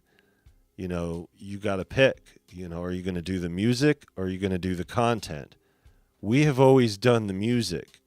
And because we prioritize the music, we have 5 albums that we released in 4 years and have done everything that we've done musically. And we're at where we're at, even though we're not as far as we wanted to be originally with the albums that we've worked on. As soon as we get to work on them, hit the ground running, you're talking like a couple months worth of work. You know, you could work on both of them at the same time, but prioritizing the one over the other, there are specific needs involved in, you know, taking your time to get it right and doing the right thing and making the sonics come out the right way. And it's just, it's crazy because if it weren't for Inky and her passing and getting back into hardware jams, you know, or getting into hardware jams in a more direct way, I wouldn't even realize how much love there is in the space across the pond versus, the American musician. And it's just a reminder of, even though the industry is what it is and it's all flashy and it seems, like this grandiose thing that's like real bigger than what it is, larger than life type of thing. A lot of these people that are in the industry, can't pull a show of 400 people in attendance to save their life, and, others who are doing it the right way can pull a whole stadium, and I am to a point now in my life and career as a 43-year-old male American Caucasian rapper. I could say that I'm really at a point now to where I could push it all the way to that point. I'm ready to hit the ground running and produce the type of music that could sell out a stadium. And I could take that performance all the way and hit that stage myself and do the music myself. So that's what level we're at here, folks. All this considering, the clock's ticking. As a 43-year-old man, I may be the younger guy in the group when it comes down to our circles, but you guys know that once that 50 hits around that corner, it's a whole different world, the same way that crossing over that 40 line is. But I still have some time in me that I didn't realize that I had. For those familiar with the channel will realize that when we started, not only finishing Genetic Mutation as an album, but when we started on this here platform on YouTube, there were still a bunch of herniated discs to deal with. I was still on my cane. I needed assistance walking. I was on my walker with most of Genetic Mutation finishing that up. So I thought, because how permanent it was and how long it was lasting for as far as the injury, and a lot of it is permanent damage, I've built up my spine enough to be able to give it a few more goes on stage. And I'm ready to do it. May not be the second, but here within the next couple months here, I'm ready to hit whatever stage is in front of me, just putting together a flawless set, which is what I'm doing now. Real talk here, working a full-time job feels similar to the content or music decision. For me, I choose music. Much respect. Yeah, for sure. Yeah, and that's the thing about it.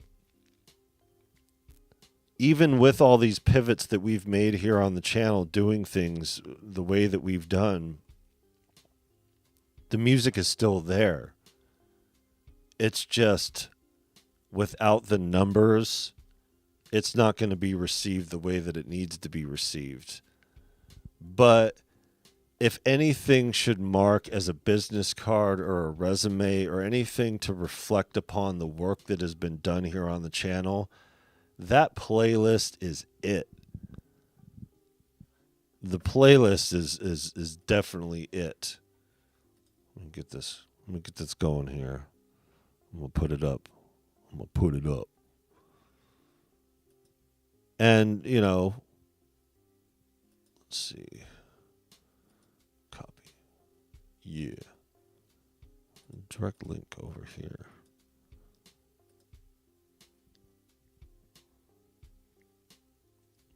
Forgot I got my keyboard all the way over here. This playlist. Here, let's see.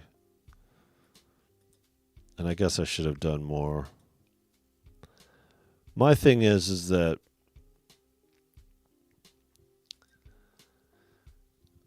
I don't oversell. I don't charge too much. I don't do probably what I should do musically to work things out financially here on the other end. But that's not the point.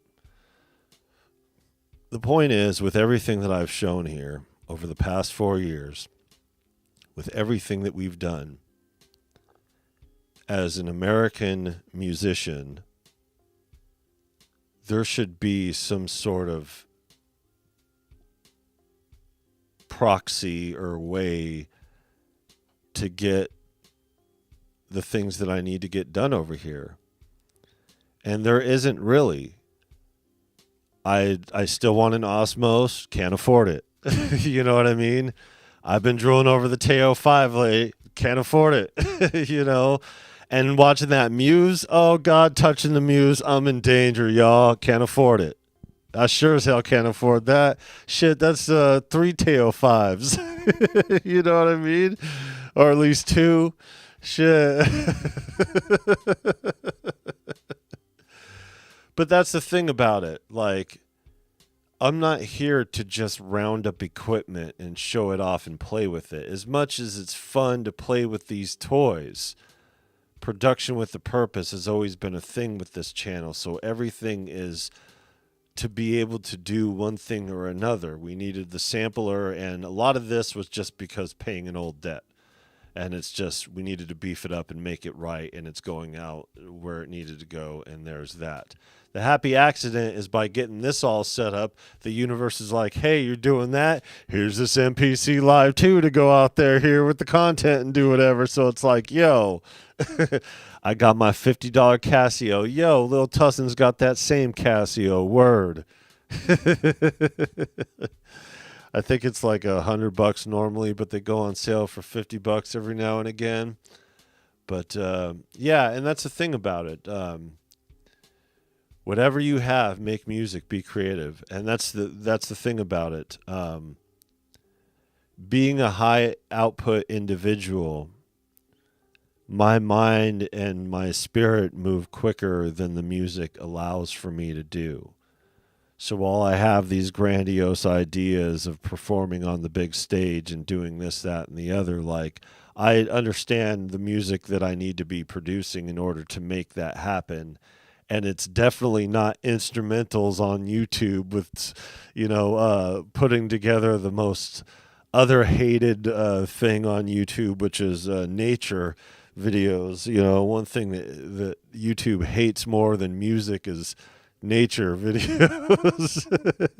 So, and that's what we started with. That first on this playlist, the very first song on there, the shots, you know, from my cell phone, not even in 4K, and that was back then. It was with my Motorola or something like that. I think I ditched the iPhone by then.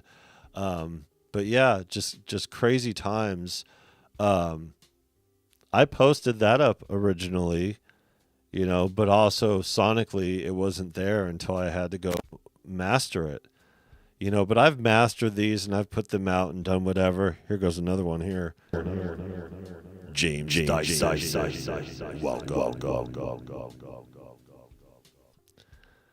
You can hum and tap in the kitchen on the work surface. 0 cost. Yeah, that's it. Yeah, I think the thing for me mostly is that there are very specific ideas that I need to get out. And there's very specific equipment that I want the sound to sound like. And it's just like, I'm too far out of reach. Like, I can't even afford a drive for my MPC right now. And all that's subject to change without notice. And that's the thing about the American music industry.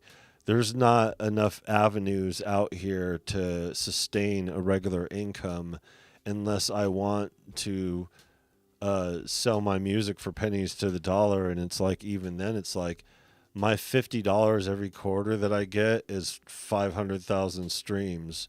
So it's like, I got all those people listening to music, but I can't get, you know, a fraction of a percent to subscribe. I'd rather have people like you subscribe to the channel, you know, James and Andy, and you know, like it's like it's so great to have serious, you know, pseudo professionalized. I just know you guys are humble as fuck, so like, let's just say pseudo professional for now, you know, because we all have our professional moments. So shout out to James Dyson. I got to piggyback on one of his articles that Robbie wrote out to him, and that's the thing, like, and promoting the freaky Tussinn. What are you looking for? She's looking for something. Huh? What? What other one? Other what? Satchel. I don't know what satchel means. I'm a grommet. Yeah, you know, this is the thing about it. I could get on this poor me soapbox about how unfair YouTube is and the algorithms and all that other stuff, or I could just get to work. And that's all I've been doing here is just getting to work, and these times have been passing by. But I've taken a lot of things that I'm like, oh, this would be interesting content. But there's things that I'm realizing that losing that time and not doing it to produce the music, I could get a lot more valuable content out of producing the music, performing the music, you know, and doing everything that needs to be done, even though YouTube doesn't like the long form, people producing music, you know, in the long way and all that other stuff. I get that. But goddamn, these hardware jams, you know, these people, you know, Pro Synth Network, you know, these relationships, symptoms of reality, you know, it's the best that the online music community has to offer. And I can never leave that behind. I can never leave these relationships, you know, regardless on where they sit or, you know, how close we are in proximity or, you know, emotionally speaking, you know, or even musically speaking. There's something to be said when music people respect one another and, when people understand somebody's music, their growth, their development, and they enjoy it, you know, not only as a person personally, but as a professional, you know, it feels good to have the respect and decency of your peers, because in all honesty, a lot of us don't care about the world out there and what they think about our music. We care more about what each other think about our music, you know. And the flip side to that is that's why there's a lot of negativity involved in people judging other people's music. But I'm not talking about that. I'm talking about the good shit here. You know, we find a way to find one another. You know, and even if it takes somebody passing away to establish that connection, once that connection is made, it can never be severed. And there's no walking away from the love that I have felt and have shared with this group of people, you know. Tracker Jack. Welcome. And it's like I've said on other streams before, like when we got the up to 2,000 subscribers, you know, we've known each other for several years now. You know, James, God, so the Elka X, huh? So like that was what, 2022? Right before 2023? Or was that 20? I remember it was around the time that the fires were going on because I was in little Tussinn's room back then. But yeah. He said, we will continue following you no matter what. No stalker intention. Yeah, you know, yeah. And those experiences you'll never take away. Like I'll never regardless on how it came out to the world, what we heard on the inside, you know, doing the jam with Robbie and Kent, you know, something to be said about that. You know, connecting with EA Ski, you know, on his contention with Akai, and then you know, it's like his drums were used in the majority of those projects over there that were on the playlist. You know, all these ways that connect, and if I had a little bit more experience at the time, I wouldn't have turned down the Ice Cube show for Andre Nicotina just because of, you know, 200 more people showing up, you know, because all these years later it would have made a difference because I would have had that established relationship, or at least the thought in the head, you know, like, hey, you know, we were out there, you know, and we weren't. We were a week beforehand at the Andre Nicotina show, rocking that crowd. Not to talk about my 4 touchdowns in high school that I can't get over, you know. But yeah, I didn't think my aging ass would be going out there and performing again like that, and realizing how much time is left to where I could still do that and run the gamut on that. It only takes a year or two to really make a stink in music, you know? Just a couple solid years is all you need, you know? And I got a couple of years in me, you know? And because of that, I could cycle through this for about a half a decade at least. And if I, you know, start, you know, reaping the benefits of my work, I could start taking care of my health a little better.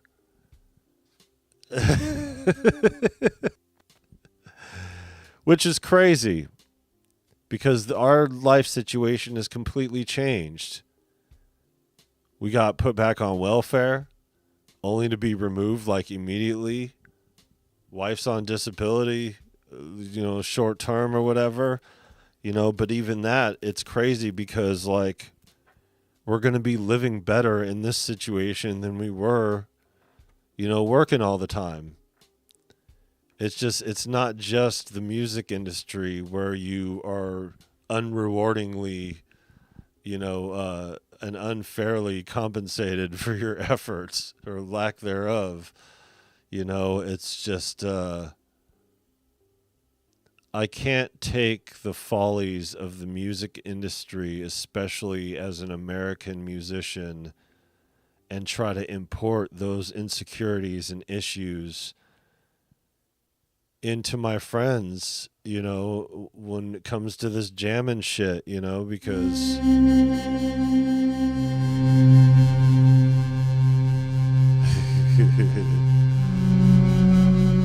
take care, Andy.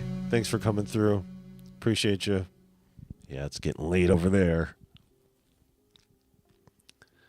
Yeah, and we started this a little bit later, you know, but that's just because running the playlist on the day of. But yeah, there's a lot of discouraging things when it comes to music production. There's even more discouraging things when it comes to YouTube production and content creation. Especially when you have family to feed, bills to pay, and all that. But I'm not here to be here to be here. And I thought producing in the sunset was going to be a thing, and that was just going to be that. Maybe some artists will get a hold of some of my tracks and do something with it. Maybe not. Who cares? But now that I have a responsibility to the music, things are changing. So, understanding with all of this, not only the pivot being what it is, here we are. Knowing that I have the time, knowing that I have the skill, knowing that I have the experience, knowing that I have the music, knowing that I have the ability to make more music along the way and do everything from production to post-production, even get t-shirts made, you know what I mean? And be able to throw all that here on the platform and be able to capture all of this, which was the original intent of the channel. Tone Smith. Welcome. All right. See you later.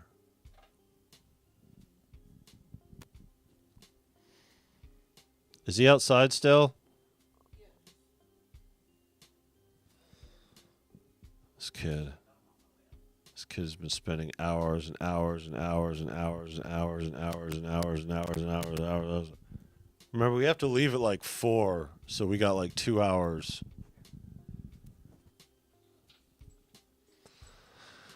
Yeah, we ain't done here, folks. This is just the pre-stream for the stream of streaming at the stream. It'll be after parking hours, so if the Arts and Music Festival is a bust and not what we want it to be, we'll go somewhere else. The thing about the Arts and Music Festival is that not only it not being the crowd, even though, you know, great for them having the symphony orchestra and everything, the older crowd, the demographic that exists here, mostly in this town, are late millennials and early Gen Xers. And what that means is the most people here, demographically speaking, are into synthesis, hip-hop, the stuff we favor here on the channel, the stuff that, you know, a lot of people in our generation are into. But they're just not there connecting those dots and bridging that gap. Ronald Records is trying. We're going to go talk to them. And but because it's a family affair and all that other stuff, there's always a lot of kids around. I try not to capture children in our videos here, going out in public spaces and everything, just because I know what it's like to have that type of content, you know, online and stuff. And even though, you know, be in the background and stuff like that, like I don't want to go there with it, you know. So and not only that, the algorithm kind of suppresses your content when it comes to having children in. That's why I didn't put little Tussinn on the thumbnail over here. You know, maybe the raccoon with the sunglasses will do, but you know.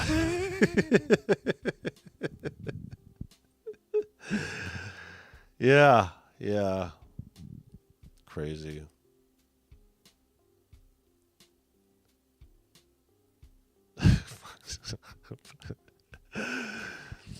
Yeah, man. I love that. Producing at Mickey D's. Yeah, there's just so much music that we need to get going on that can't really be received on the channel like that. Like, not only is the algorithm not interested, but, you know, the viewers, you know, we're not interested. You know, just get at me when it's done. You know, we like to hear the beeps go boop and the knobby twisty and all that other stuff.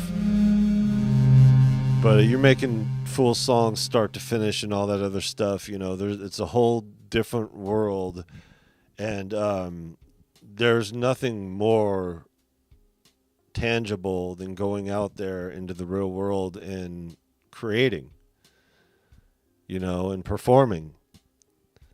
And we've not only done that with the synthesizers, but with the MPC.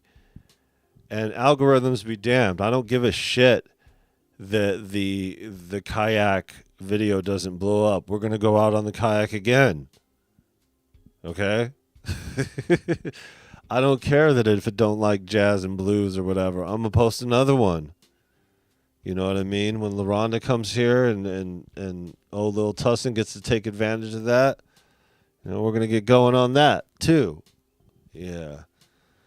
Yeah, see that? See that with the beard? Yeah. Sunglasses make it. Yeah, for sure. For sure.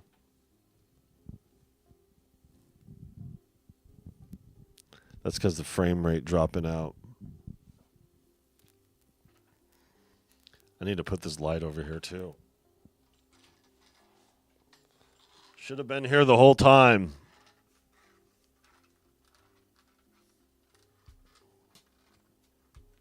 Yeah, do it when it's been 2 hours already. So yeah, like I said, we're not here to do anything special here. We were going to do more jamming, and we're going to jam out before we leave and all that other stuff. But are we? We've done enough music today. 3 hours, 4 years of music. God, what a mix. What a mix of stuff. I wanted to do this contentious video because, being down on our luck and having these issues or whatever, it just kind of, it's disheartening when you put your heart and soul into something and it's not that it's not received, it's that the industry doesn't pass it around, with the rest of the collection if you don't play by their rules. And I'm sorry, I'm just being ripped off by streaming platforms is not something that, I desire for a future or a present. And yeah, that's a little clearer. Yeah, there you go. Clarity after 2 hours. Look at that. That's why I'm here in the corner, obscured by the tunnel vision over here, literally. This is the first time that we've ever ran a pivot straight from the premiere into the live stream, so there's that. So that's an interesting little tidbit. But yeah, we've been in everybody's space over here, doing what we've been doing, and I can't say that it's paid off financially, but emotionally and musically, money can't buy this shit. Money can't buy the experiences that we have shared here on this platform, regardless on where the music goes or how it's received. It does what it does, and you're not ready until it's ready. And really, we needed to go through all this, to get through to the other side and realize that we got albums to make. We got this Hip Hop and Dead album. We got this fun album. Like, what are we doing here? Making content? Okay, we'll jam with our friends, okay? How about that? We'll jam with our friends. We'll go outside. We'll touch grass. We'll play our synths in front of the water. We'll take the MPC out in the kayak. We'll do what we do. But the focus here isn't going to be trying to get the content out,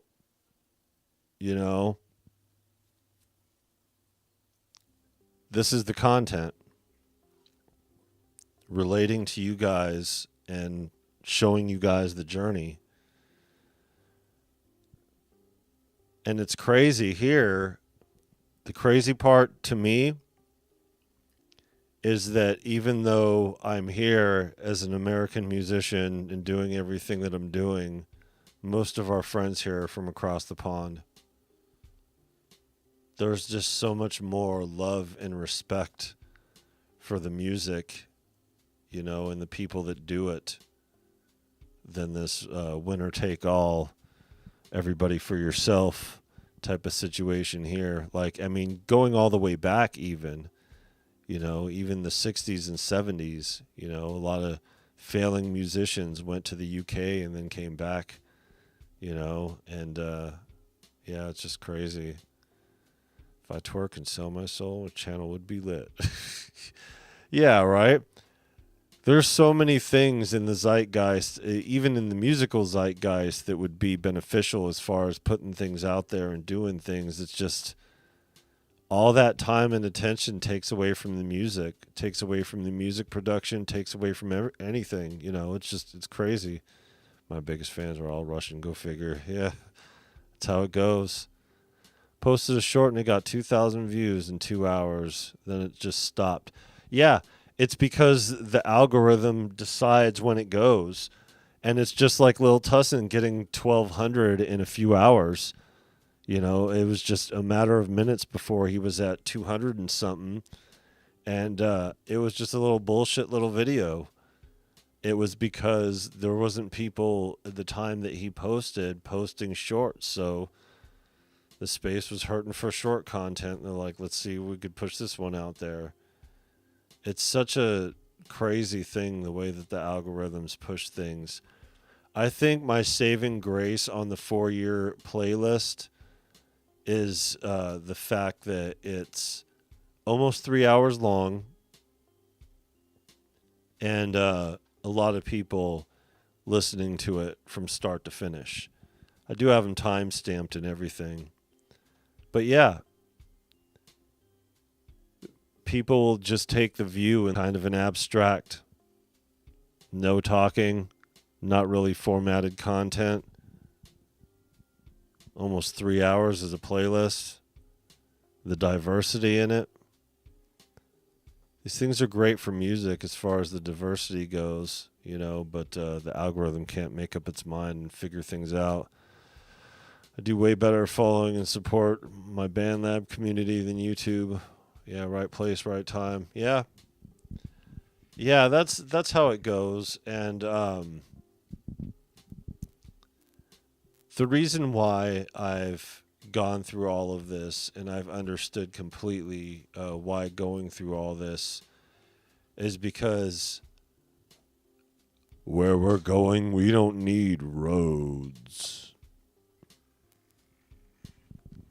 Just saying that little Tussinn's over here wondering what the hell's going on. Yeah, when you're flying and really going out there to make a stink, and you're going all the way with it. I mean, I'm talking stadiums here. I mean, it may take a couple years to reach that level, but that's the preparation.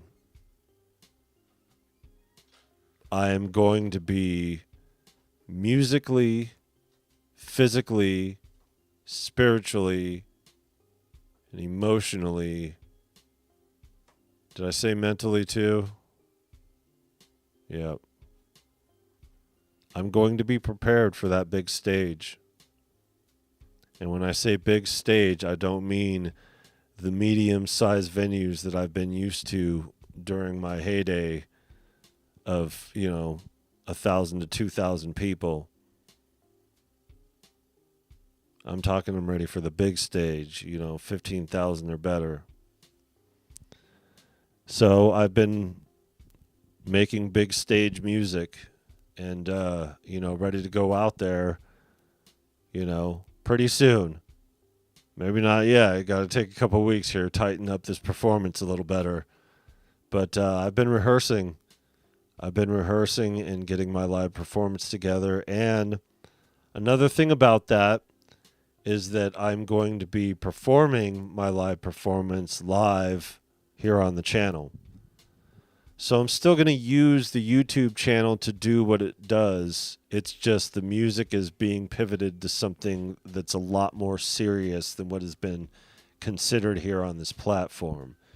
What we have been doing prior to this is really just making beats freehand, doing the random number generator to figure out the BPM, just letting it flow and go where it goes. Building up a few projects, taking the best of the best and turn them into albums. 5 albums to be exact. And then doing all that, the environments was made specifically to go with the environments that we were in. Most recent best for musician, Old MacDonald had a farm, 63. Yeah, kids music, yeah.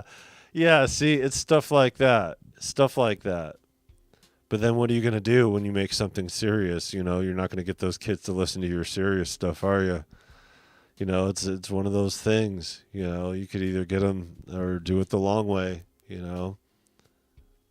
Unless you try to gain traction, more people, regulars, are real people, become part of the YouTube channel. Yeah. Yeah, and that's the thing about it. We don't lose very many subscribers here. You know, and the reason for that is because everybody has been connected to the community somehow and really have come out and understood not only our journey but their own within the space, and we've really related to one another. You don't just unsubscribe from that, you know. So usually when people unsubscribe, it's either because there's a huge influx and, you know, there's bound to be one or two that drop off, or it's somebody who seriously is like, fuck this guy.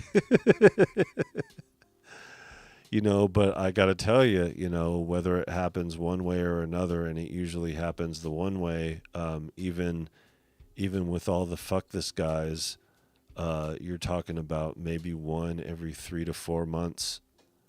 You know, that's pretty good to be on here and do everything and say everything and make everything that we do, and have every quarter somebody's like, yeah, fuck this guy, unsubscribe, son of a bitch. I don't like the cut of his jib. I'm like, jib? Sounds like something else. Sharing, don't understand what those, yeah, false and fake themselves, fake character. Yeah, and that's the thing about it, you know, the fake character thing. I won't go into that, you know. That's why I don't really do, smash the like button, guys. I don't do garbage tube. I mean, I know that hit the like button and do all this stuff and reminding people, whatever, you know, it just does what it does. And if it doesn't do what it does, then it's not meant to do what it does, and it's not really doing what it does it? But it's doing something else, and by that something else, it's doing what it does. You gotta take the smalls as long as the bigs. I've only went live from around 1 a.m. to 4 a.m. I wonder what happened if I stream live during the day. Yeah, well, it's a big difference. When we started live streaming, it was midnight Pacific Standard Time. So on the East Coast, it was 3 a.m. every night. I think it was like 87 or something like. It was almost 100 streams that we got through to where we did it that. Beard's live. My custom stream you did when I was on mushrooms made me a lifer. I appreciate you. Yeah. Being on mushrooms while I'm making music, like, yo.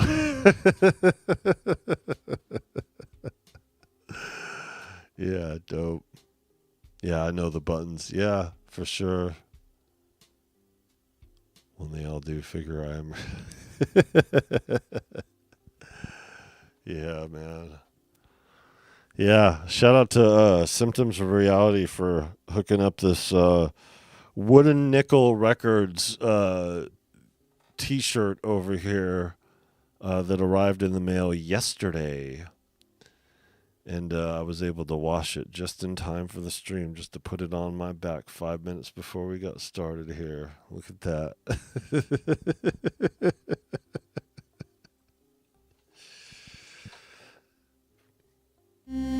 But yeah, I wanted to do more music here.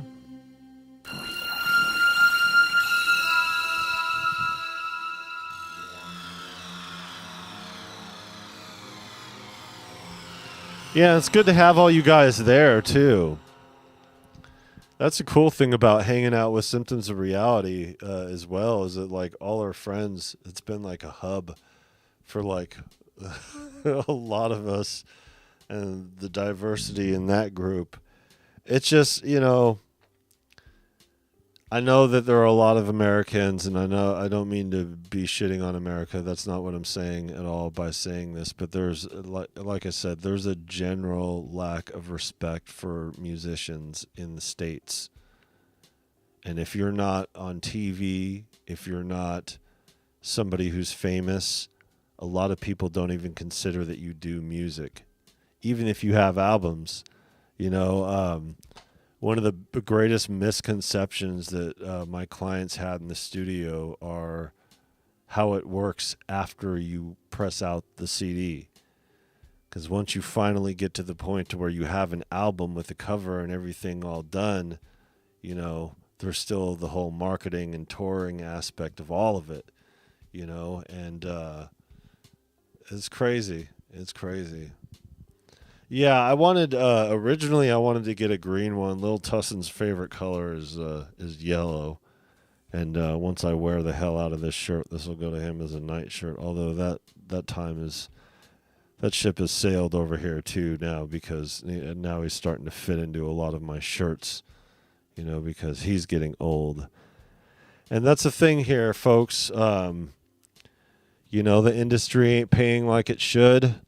You know, YouTube doesn't do what you would think it does with professionals. You know, you have to do that professional work every day for free over and over again if you really want to make a stink in this community. And or you could just exist and do the music. And I really love that about you guys here. And shout out to our subscribers, new and old.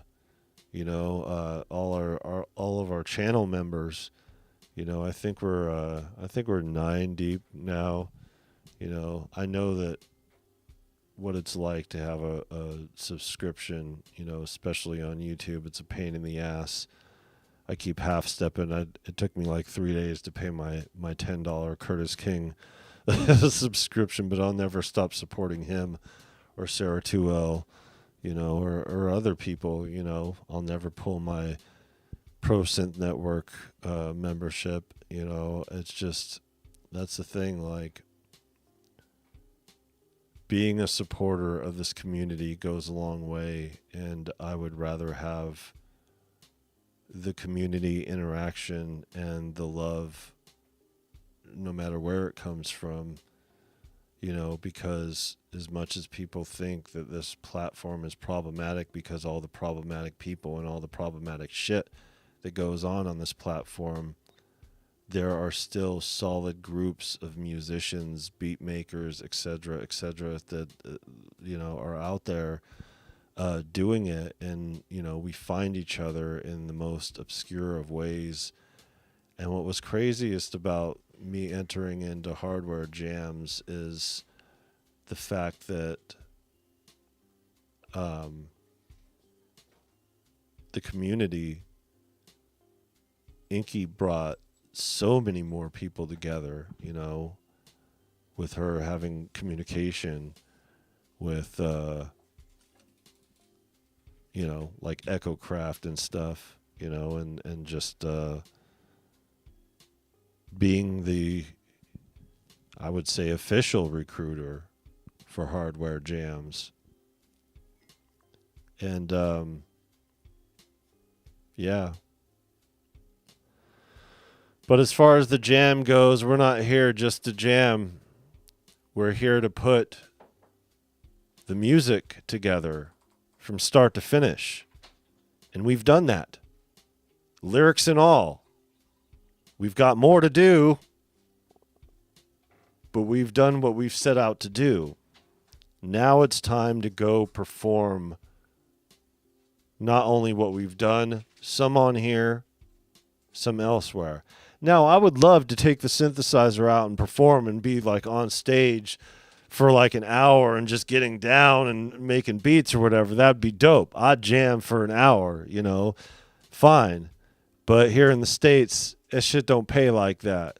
You know, if you're not a musician doing songs from start to finish with lyrics, beginning, middle, end, and all that other stuff with a solid stage performance, even if you're doing all that, you're not considered a musician in a lot of circles. So like, but one of the greatest things about here and, elsewhere is that when you go out there to the people and you hit it at ground level and you hit your local community and, develop your regional following and doing whatever you need to do, then, things happen because you're putting that performance, you're putting that direct interaction with the people who desire for a greater music community. And I think the problem with this town isn't the fact that they're jaded in gatekeeping. I think it's the fact that they don't understand the community at large to know how to bridge that gap. So I'm going to be talking with some of the state and city or the city planners here and some of the organizers of the event and try to get some solid synthesis going, and got the business plan going, and at the tail end of this, maybe we'll come out with some wins here and figure out what we're going to do here on a local level, because we still have the idea for the shop, which would also take time away from doing the music. So I want to make sure to be able to give the time that I need to be able to get these albums done and chipping away at the bit. But yeah, I'm going to wrap it up here, folks, because we're here, just about an hour and a half away from the Arts and Music Festival. So we're going to go check it out, as the opening ceremonies happen, and be going live from the cell phone. And I'll be bringing the MPC over, and worst case scenario, we'll ditch the music festival and go get some content somewhere. But chances are it'll be something dope, it'll be something awesome, but we'll see how it goes. The algorithm don't like it when there's children in the background, especially if they're playing or whatever. And we'll see. I'll try to navigate it around to make it music centered. Maybe I'll get on this whole thing to where I could just sit down on the stage with the NPC and, the important thing is that no matter what we get as far as content goes, it's not about that. It's not even about getting out of the house. It's really about connecting locally and figuring out how we're going to bring some hip hop, some synthesis into this town. And I have a business plan, and I wish to execute that business plan here, but in order to do that, I need finances to do so. And in order to do that, obviously there's, industry, people as far as the community goes, and everything's run through the city, and we'll see. We'll see how they receive it while I'm walking around with a beat playing on the MPC. But it's not just we'll see. We will see. We will see. Because we're going to live stream it. So it'll be 5 p.m. Pacific Standard Time is when they do the opening statement / ceremony. I don't know what all we're going to be able to capture, but we'll figure it out. And we'll make a beat, and then it's going to be going on Friday, Saturday, and Sunday as well. And take this shorter beard out for a spin.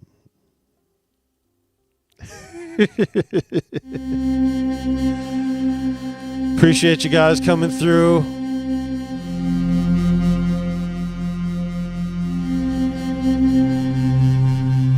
Need to go through these presets. Also going to be going through the OPX4. If you guys want to donate to help the cause here, you guys know what to do. Links are in the description and all that. Like, subscribe, blah, blah, blah, blah, blah, blah, blah. Cash App is right here. take a picture of it, write it down, whatever. Basically, the only thing on our agenda here is the fabric. We have until midnight to get fabric, and that runs for $50. But if not, we'll send it out as is. We have a healthy amount of expansions, and what I really wanted out of fabric was the synthesizer, but I figured, hey, I know people have their feelings about FM synthesis, but I really enjoy this. This world needs a hero. Thank you very much for coming through and at 3 o'clock in the morning our time, demoing some of this right at the time where we were downloading and installing all of it. So I appreciate the congratulations. Yeah, 4 years. It's been quite the journey. Been a lot of back and forth, a lot of moving around. If you can see around here, even the reason why we didn't get the bird's eye view and doing all that is because of the moving around. Samurai.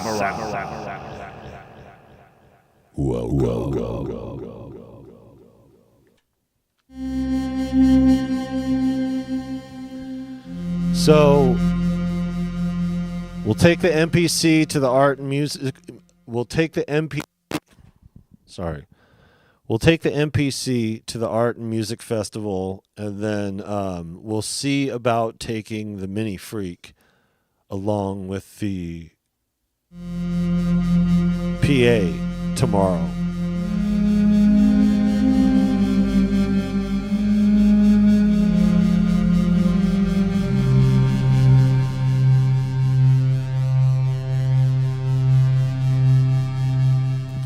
So this pack over here, for those who didn't catch it earlier, let me just turn on the MiniFreak thing over here.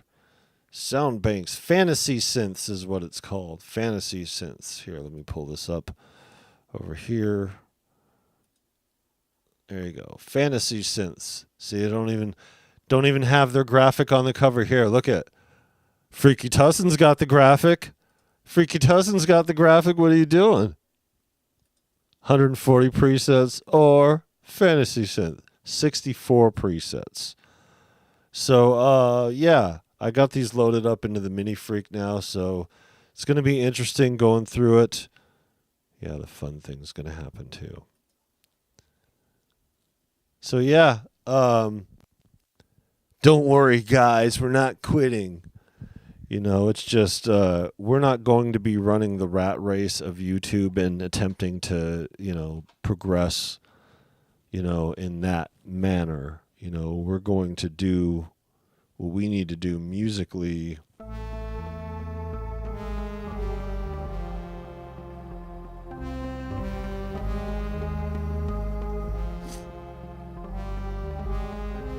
Definitely going to demo this synth. Probably going to do it tonight. 4 years!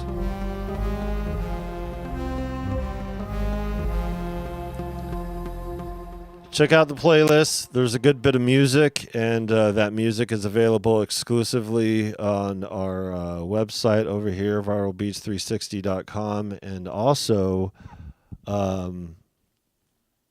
Bandcamp as well. And yeah, interesting. 5 albums, 4 years. Several singles.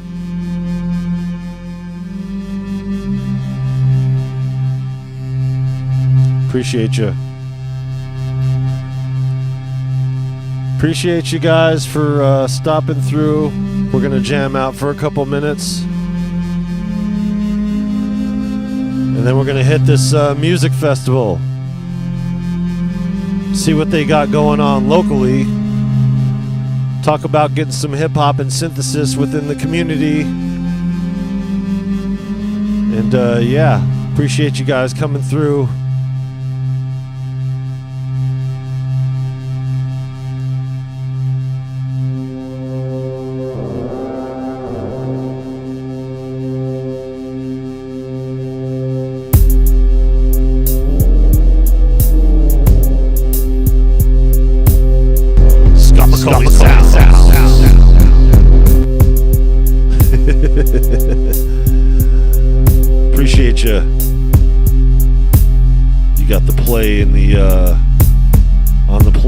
2.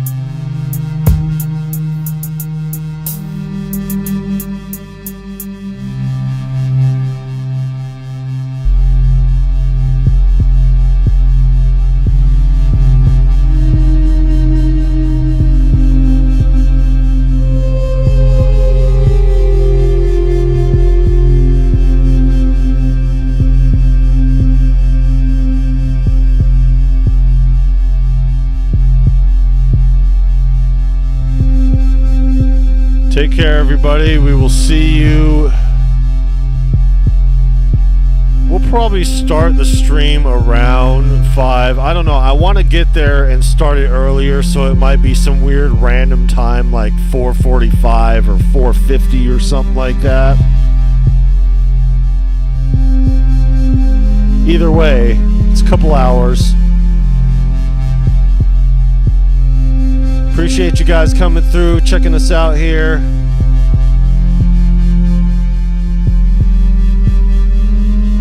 I'm not really one for birthdays and anniversaries and all that other stuff, but hey, it's a big accomplishment to stay on here as a musician. Jack. Thank you.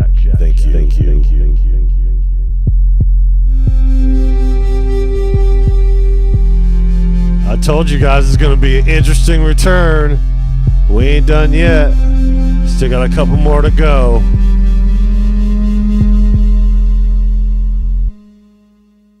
Appreciate you guys. We'll be back for more fun before you know it.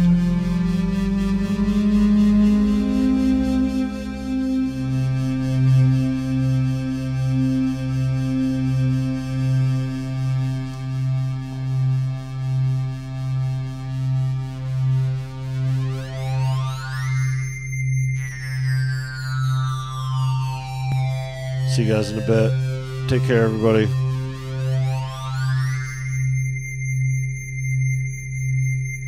Love y'all. For real.